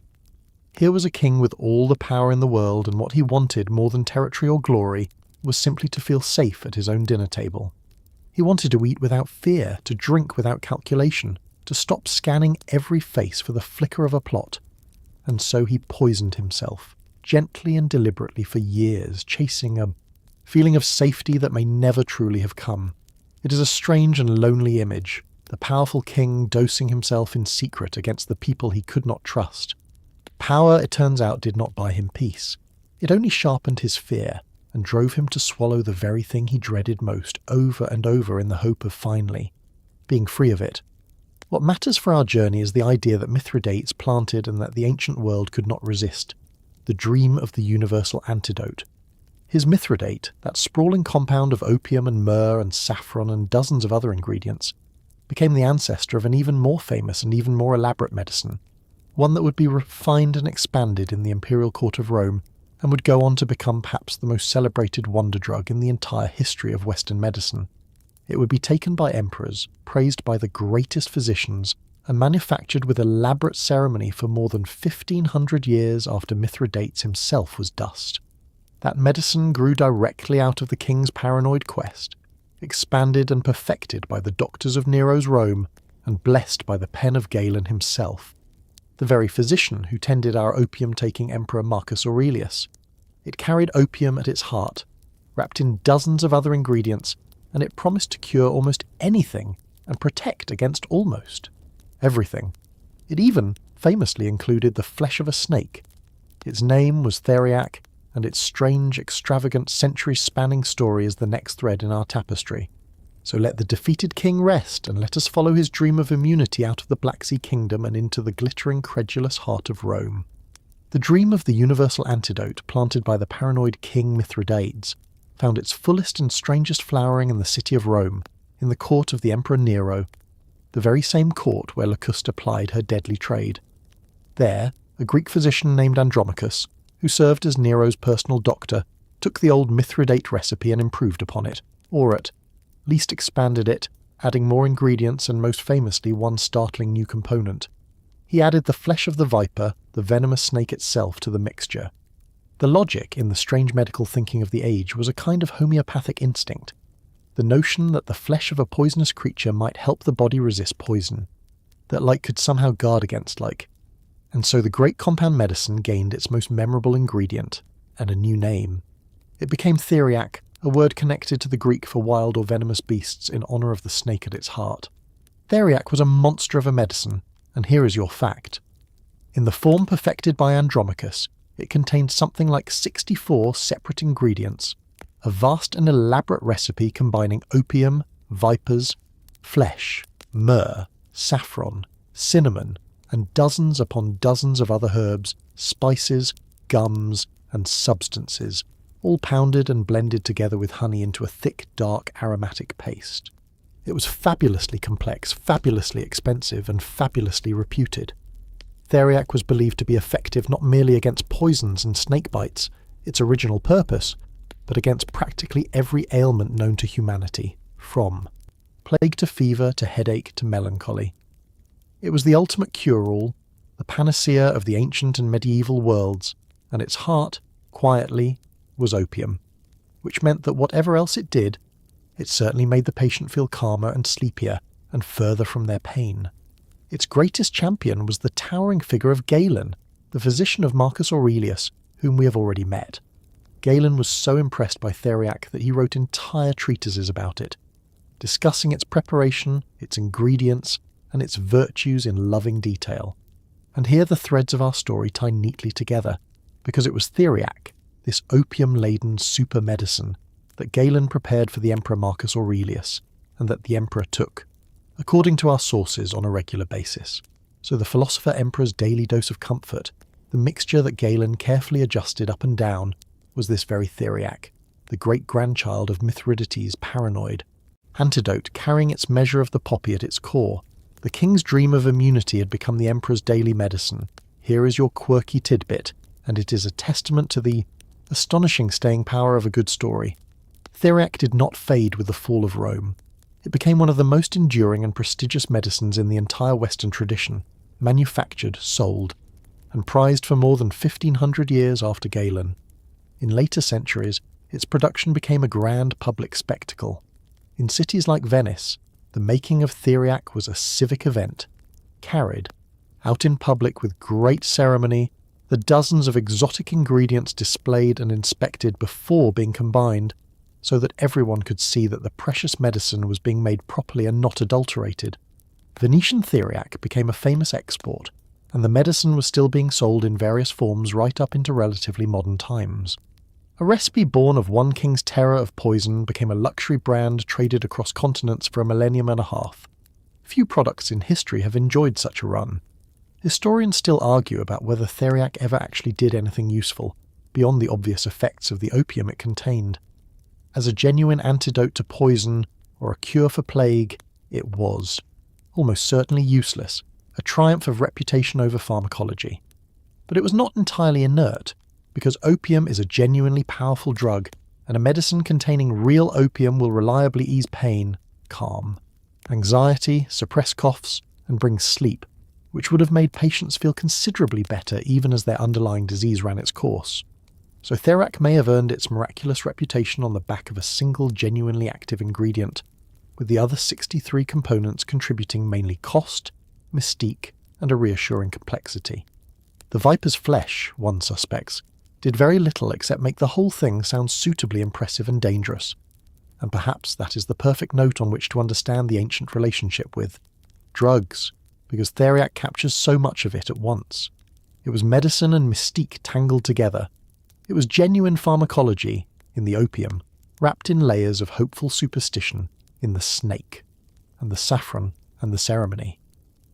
It was a sincere attempt to heal, and a fabulously expensive luxury good, and a comfort that worked partly because people believed in it, and partly because it really did contain something that soothed. It sat at the crossroads of the market, the sick room, the palace, and the temple, exactly where so much of our story has lived tonight. The line between real medicine and hopeful magic ran right through the middle of that dark, honeyed paste. In the end, Theriac endured not because it truly conquered poison or plague, but because it gathered up every hope people had about medicine, the hope for a single thing that would make them safe, and pressed it all into one dark, fragrant spoonful. People wanted that hope badly enough to buy it for 15 centuries. We have travelled now through the gentle world of the poppy and the dark world of poison, through the drinking party, and the surgeon's table and the antidote maker's workshop. But there is a whole other dimension to ancient drug use that we have only brushed against, the use of these substances not to heal, or to harm, but to reach for something beyond ordinary life, to touch the divine, to see visions, to escape the self.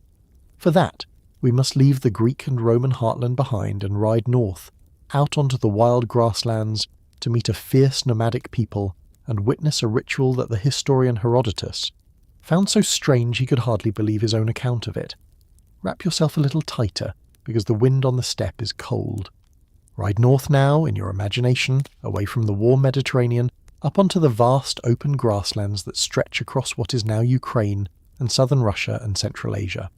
This was the land of the Scythians, a fierce nomadic horse-riding people who lived on these steppes in the centuries before the Common Era, and who both fascinated and slightly frightened the settled Greeks to their south. The Greeks regarded the Scythians as the very picture of the wild barbarian, magnificent horsemen and terrifying warriors who lived, without cities, roamed with their herds and followed customs that struck the Greeks as thoroughly exotic. And it is thanks to a single curious Greek that we know one of the most remarkable of those customs. That Greek was Herodotus, often called the father of history, who lived in the 5th century before the Common Era, and who wrote a sprawling, gossipy, endlessly entertaining account of the peoples of the known world. Herodotus loved a strange custom, and he collected the habits of foreign nations with the delight of a man who could not quite believe his luck. And when he came to describe the Scythians, he recorded something that has electrified readers ever since, a vivid account of what appears to be the ritual use of cannabis, written down some 2,500 years ago. Here is your fact, drawn straight from his pages. Herodotus describes how the Scythians, after a funeral, would purify and enjoy themselves in a remarkable way. They would set up a small tent-like framework, cover it over with felt cloths to make it as airtight as they could, and place inside it a dish or basin filled with red-hot stones. Then they would take the seeds and parts of the hemp plant which grew in their land and throw them onto the hot stones. The hemp would immediately begin to smoke and smoulder, giving off a thick vapour that filled the enclosed tent, and the Scythians would sit inside in the dense fumes, breathing them in. And Herodotus tells us that they would howl, or shout, with pleasure and delight at the experience, so transported were they by the vapour of the burning hemp.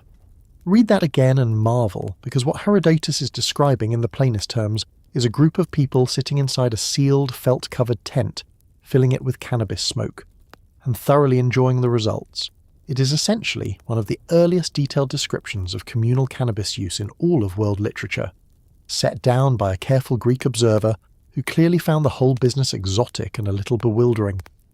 The Scythians had built, in effect, a portable steam room that ran on cannabis instead of water, and they used it after funerals, perhaps as purification, perhaps as mourning, perhaps simply as a way to feel better after burying their dead. Herodotus, to his eternal credit, wrote it all down without fully understanding it, and handed us a priceless window into an ancient world of ritual intoxication. Here is your quirky tidbit, and it is one Herodotus himself could not resist mentioning. He tells us, with a distinct note of Greek disdain, that the Scythians were so taken with this vapour bath that it served them in place of an ordinary water bath, because, he claims, they never washed their bodies with water at all. To a Greek, for whom bathing was civilization itself, this was a detail almost too shocking to bear, are people who cleaned themselves with cannabis smoke instead of soap and water. Whether the Scythians were really quite as unwashed as Herodotus implies, or whether he was simply enjoying a bit of cultural superiority at their expense, we cannot say. But the image is unforgettable. A whole nation of warriors emerging pink and beaming from their hemp smoke tents, clean in spirit if perhaps not entirely in body. One does rather warm to them. Historians and archaeologists have argued for a long time about how much of Herodotus to believe, because the father of history was also, let us be honest, a magnificent teller of tall tales, and he repeated many stories that were clearly exaggerated or invented. For centuries, some scholars wondered whether the cannabis vapour tent was another of his colourful fictions. But here is the wonderful part, which we will come to properly in a moment. Modern archaeology has now dramatically confirmed the essential truth of what Herodotus described, digging up the very apparatus of these rituals from ancient Scythian burial grounds. The father of history, so often doubted, turned out on this point to be telling something very close to the plain truth. His hemp smoke tent was real. For now, though, simply sit with the scene so different from the marble dinner parties of Greece and Rome, and yet part of the same great human story. Out on the cold, wind-scoured steppe under a huge and empty sky, a fierce people gather in a felt tent around a basin of glowing stones. Someone scatters the hemp. The smoke rises, thick and sweet and heavy, and in the warm, hazy dark, these hardened warriors and horsemen close their eyes, breathe deep and howl softly with pleasure, letting the vapour carry their grief and their weariness away for a while. It is intoxication as ritual, as comfort, as communion, in a form the tidy Greeks found utterly foreign, and we, perhaps, find strangely familiar. There is something in that felt tent that reaches across all the centuries between us and them, a recognition, perhaps, that people everywhere have always looked for some warm and hazy place to lay their grief down for an hour. The Scythians found theirs in the smoke, huddled together against the enormous emptiness of the steppe. The Greeks and Romans knew of hemp too, though they used it rather differently than their wild northern neighbours, and the archaeological confirmation of Herodotus' tale is so striking that it deserves a closer look, along with the other exotic substances that flowed into the ancient world from its distant edges. So let the smoke thin, and let us follow the hemp plant back south, into more familiar and more thoroughly documented hands. Let us follow the hemp plant south then, out of the Scythian smoke tents and into the more familiar world of Greek and Roman medicine, where cannabis had a quieter and more practical life. For the Greeks and Romans knew the hemp plant well, though they did not, on the whole, sit in tents getting joyfully intoxicated on its smoke, the way their northern neighbours did. To the settled peoples of the Mediterranean, hemp was above all a useful crop, grown for its strong fibres, which were twisted into rope and woven into sailcloth, the sturdy cordage that rigged the ships of the ancient world. Every navy in the Mediterranean floated in part on hemp, but the doctors knew it too, and they put it to medicinal use. Here is your fact.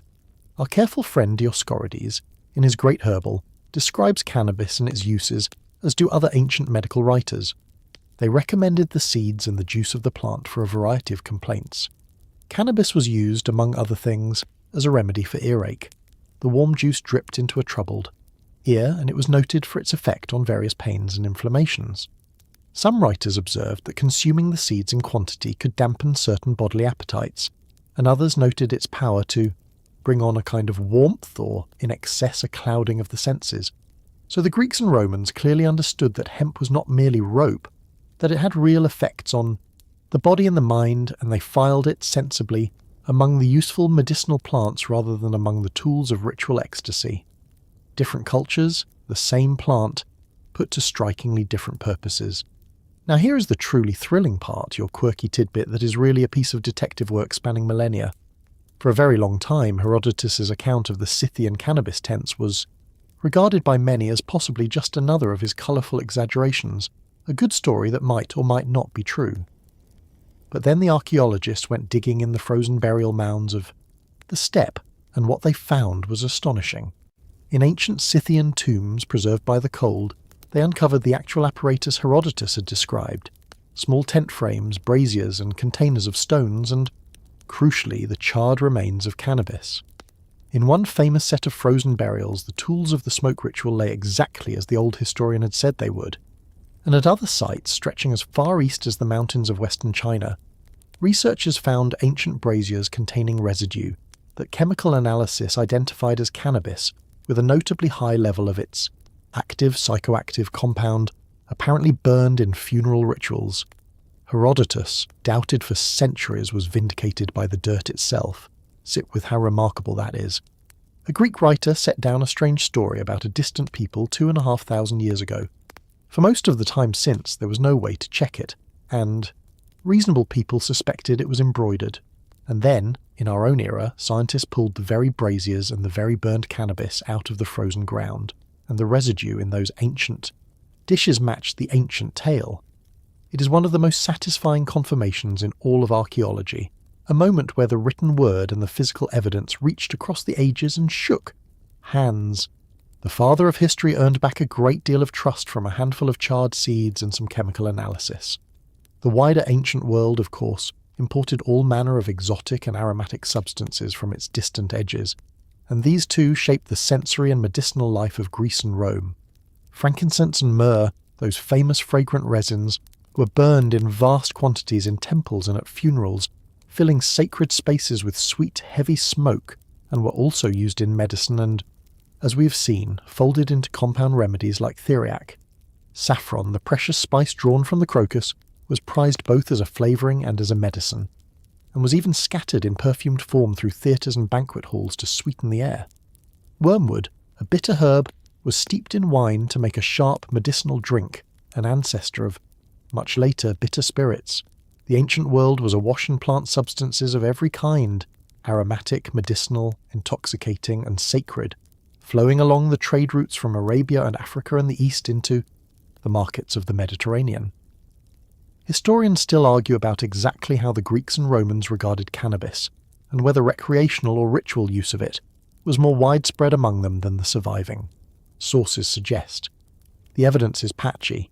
The doctors clearly used it medicinally, and the Greeks certainly knew that the Scythians used it for pleasure and ritual, but whether ordinary Greeks and Romans ever sat down to enjoy its intoxicating effects for their own sake is much harder to establish. Some scholars suspect there was more casual use than the prim medical texts let on, while others think the Mediterranean peoples genuinely preferred their wine and their opium and left the hemp smoke to the barbarians of the north. As so often in this story, the honest answer is that we simply do not fully know, and the gaps in the record leave room for a great deal of careful speculation. It is a good reminder that the ancient world was far more connected and far more chemically curious than we sometimes imagine, its markets fragrant with substances gathered from half the known earth. Nothing about these people was simple, and nothing about their appetites was small. What we can say for certain is that these substances, hemp and frankincense and saffron and all the rest, were woven deep into the texture of ancient life, into its medicine, its trade, its rituals, and its pleasures. And nowhere did the sacred and the intoxicating come together more powerfully, or more secretly, than in a set of holy rites performed for nearly 2,000 years at a single sanctuary in Greece, rites whose central mystery may have involved a drink that carried its own hidden chemistry. To that great secret, the most famous mystery of the ancient world, we now at last turn. For nearly 2,000 years, in a sanctuary at Eleusis, a short journey from Athens, the Greeks performed the most famous and most secret religious rites of the entire ancient world, the Eleusinian Mysteries. Year after year, century after century, initiates came to Eleusis to undergo a sacred experience so profound and so strictly secret that revealing what happened at its climax was punishable by death. Emperors were initiated, philosophers were initiated, ordinary Greeks saved and travelled to be initiated, and through all those centuries the central secret was kept so faithfully that, to this day, we cannot say with certainty exactly what the initiates saw or drank or experienced at the very heart of the mystery. It is one of the great locked doors of history. The mysteries were built around the myth of the goddess Demeter, the great mother of the harvest, and her beloved daughter Persephone, who was carried off to the underworld by its dark god, and whose loss plunged the grieving Demeter into a mourning so deep that the earth itself grew barren. Only a bargain that returned Persephone to her mother for part of each year restored life to the fields, giving the world its cycle of seasons, the death of winter and the rebirth of spring. And here is your fact, the thing that made the mysteries so precious to those who underwent them. The initiates at Eleusis came away Our ancient sources tell us again and again with their fear of death transformed. Having somehow shared in the story of Persephone's descent and return, they believed, they had glimpsed the promise of a better fate beyond the grave, and they no longer feared dying as other people did. Whatever happened in that hall, it sent people home changed, comforted, unafraid. The rites unfolded over days, and much of the outer ceremony we do know. There was a great procession along the sacred road from Athens to Eleusis. There was fasting by the initiates, in imitation of the grieving Demeter, who in the myth refused food and drink. In her sorrow, and there was the breaking of that fast with a special sacred drink, a drink called the kykeon. Here your ears should prick up, because we have met a kykeon, before in the hall of Circe, where it was the vehicle for her transforming drugs. At Eleusis, the sacred kykeon was said to be made of humble things, water, barley, and flavoured with herb, a pennyroyal like mint. The initiates drank it, breaking their long fast, and then entered the great hall of initiation, the telesterion, where, in darkness and firelight, the culminating secret was revealed. To them, whatever it was, and their lives were changed. Here is your quirky tidbit, which is really one of the boldest and most controversial ideas in the modern study of ancient religion. Some scholars, noting that the initiates drank a special barley brew and then apparently underwent a powerful, vision-like transformative experience, have proposed that the kykeon may have contained a natural hallucinogen, and their leading suspect is ergot, a fungus that grows on grain, including barley, and which contains compounds chemically related to some powerful modern psychedelics. This bold hypothesis, put forward in the 20th century by a group of scholars including a chemist who had himself worked with such compounds, suggested that the great secret at the heart of the mysteries was, in essence, a carefully prepared psychedelic drink, and that the profound visions of the initiates were, at least in part, chemically induced. It is an electrifying idea, and it has been fiercely debated ever since. The great objection to the ergot theory was always that ergot is genuinely poisonous, capable of causing terrible illness, gangrene, and death. So how could the priests of Eleusis have brewed a safe psychedelic drink from it without poisoning their initiates? And here is where recent science has added a fascinating twist. Researchers have shown that it is chemically possible, using methods that would have been available to the ancients, to process ergot in such a way that the dangerous poisonous compounds are removed or reduced while the psychoactive ones remain. In other words, the priestesses of Eleusis, through careful traditional preparation, might indeed have been able to render a parasitic, deadly fungus into a relatively safe, mind-altering brew. It does not prove that they did so, but it removes the strongest objection to the idea that they could have. Historians still argue, and argue passionately, about whether the kykeon was truly psychedelic, or whether the overwhelming experience of the mysteries came entirely from other sources. The fasting, the darkness, the firelight, the sacred drama, the sheer weight of ritual and expectation and communal awe. Many serious scholars are deeply skeptical of the drug theory, pointing out that we have no direct evidence that ergot was in the kykeon, and that a profound religious experience needs no chemical explanation at all, as any student of human ritual knows. Others find the circumstantial case tantalizing, the barley brew, the visions, the transformed initiates, the chemistry that makes it possible. The truth is locked behind that ancient vow of secrecy, and it may stay locked forever.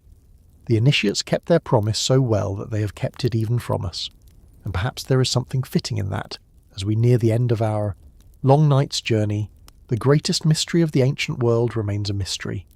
We can stand at the threshold of that firelit hall, we can smell the barley drink and hear the fasting, crowds and feel the weight of the sacred dark, but we cannot follow the initiates through the final door. Whatever they found there, whether it rose from a fungus in the cup or from the deepest chambers of the human spirit, they carried it home in silence and laid it down and were no longer afraid to die. There is one last place we must visit before we let the night fully close over us, one final site where the ancient world reached for the divine through a cloud of rising vapour. Not a secret drink this time, but a breath of gas seeping up from a crack in the rock, breathed in by a priestess who spoke, so everyone believed, with the very voice of a god. Come with me gently now to Delphi, high on the slopes of Mount Parnassus, in a place the Greeks believed to be the very centre of the world, stood the sanctuary of Delphi, home to the most famous oracle in all of antiquity. Here, for many centuries, kings and generals and ordinary people came from across the Greek world to put their questions to the god Apollo and to receive, through his priestess, an answer. The priestess was called the Pythia, and she was the mouthpiece of the god, the woman through whom Apollo himself was believed to speak. To consult the Oracle at Delphi was to seek the closest thing the ancient world had to a direct line to the divine, and the Pythia sat at the very end of that line. The ritual was solemn and strange. On the days when the oracle gave its answers, the Pythia would prepare herself, and then take her seat upon a sacred three-legged stool, the tripod, which stood over a cleft or opening in the rock within the innermost chamber of the temple.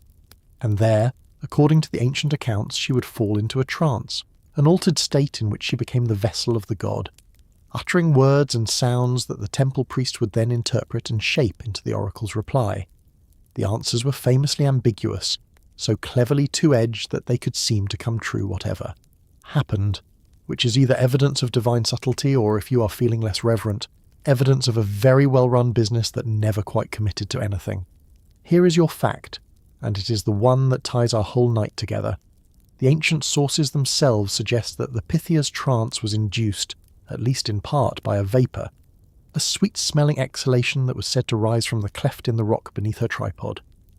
The writer Plutarch, who was an especially valuable witness because he actually served as a priest, at Delphi himself discussed this vapour, this sacred breath rising from the depths, and pondered its nature and its effects. For a long time, modern scholars were sceptical, especially after early excavations failed to find any obvious chasm or gas. But more recent geological investigation has revealed that Delphi sits directly above the intersection of geological faults in rock rich in hydrocarbons, and that gases, including one called ethylene, could indeed have seeped up through fissures beneath the temple. And ethylene, when inhaled, really can produce exactly the kind of trance the ancient sources describe, a state of euphoria, detachment and altered awareness without necessarily clouding the mind into unconsciousness. Picture it then. The Pythia takes her seat above the cleft. From below, unseen, a faint sweet gas rises, pooling in the enclosed chamber, and she breathes it in. Slowly it takes hold, loosening her from ordinary awareness, carrying her into that floating, euphoric, dreamlike state, and from her lips come the words that will send armies to war and settle the fates of cities. A crack in the earth, a breath of gas, and the whole. Greek world hanging on what a woman in a trance might murmur. It is our entire story in a single image, the meeting of geology, chemistry, faith, and the deep human hunger to touch something beyond ourselves. Here is your quirky and rather poignant tidbit. Plutarch noted that this sacred work took a real toll on the priestesses. The trance was physically demanding and, he suggested, could shorten the Pythia's life, and on rare occasions a session could go badly wrong, leaving the priestess distressed or gravely harmed.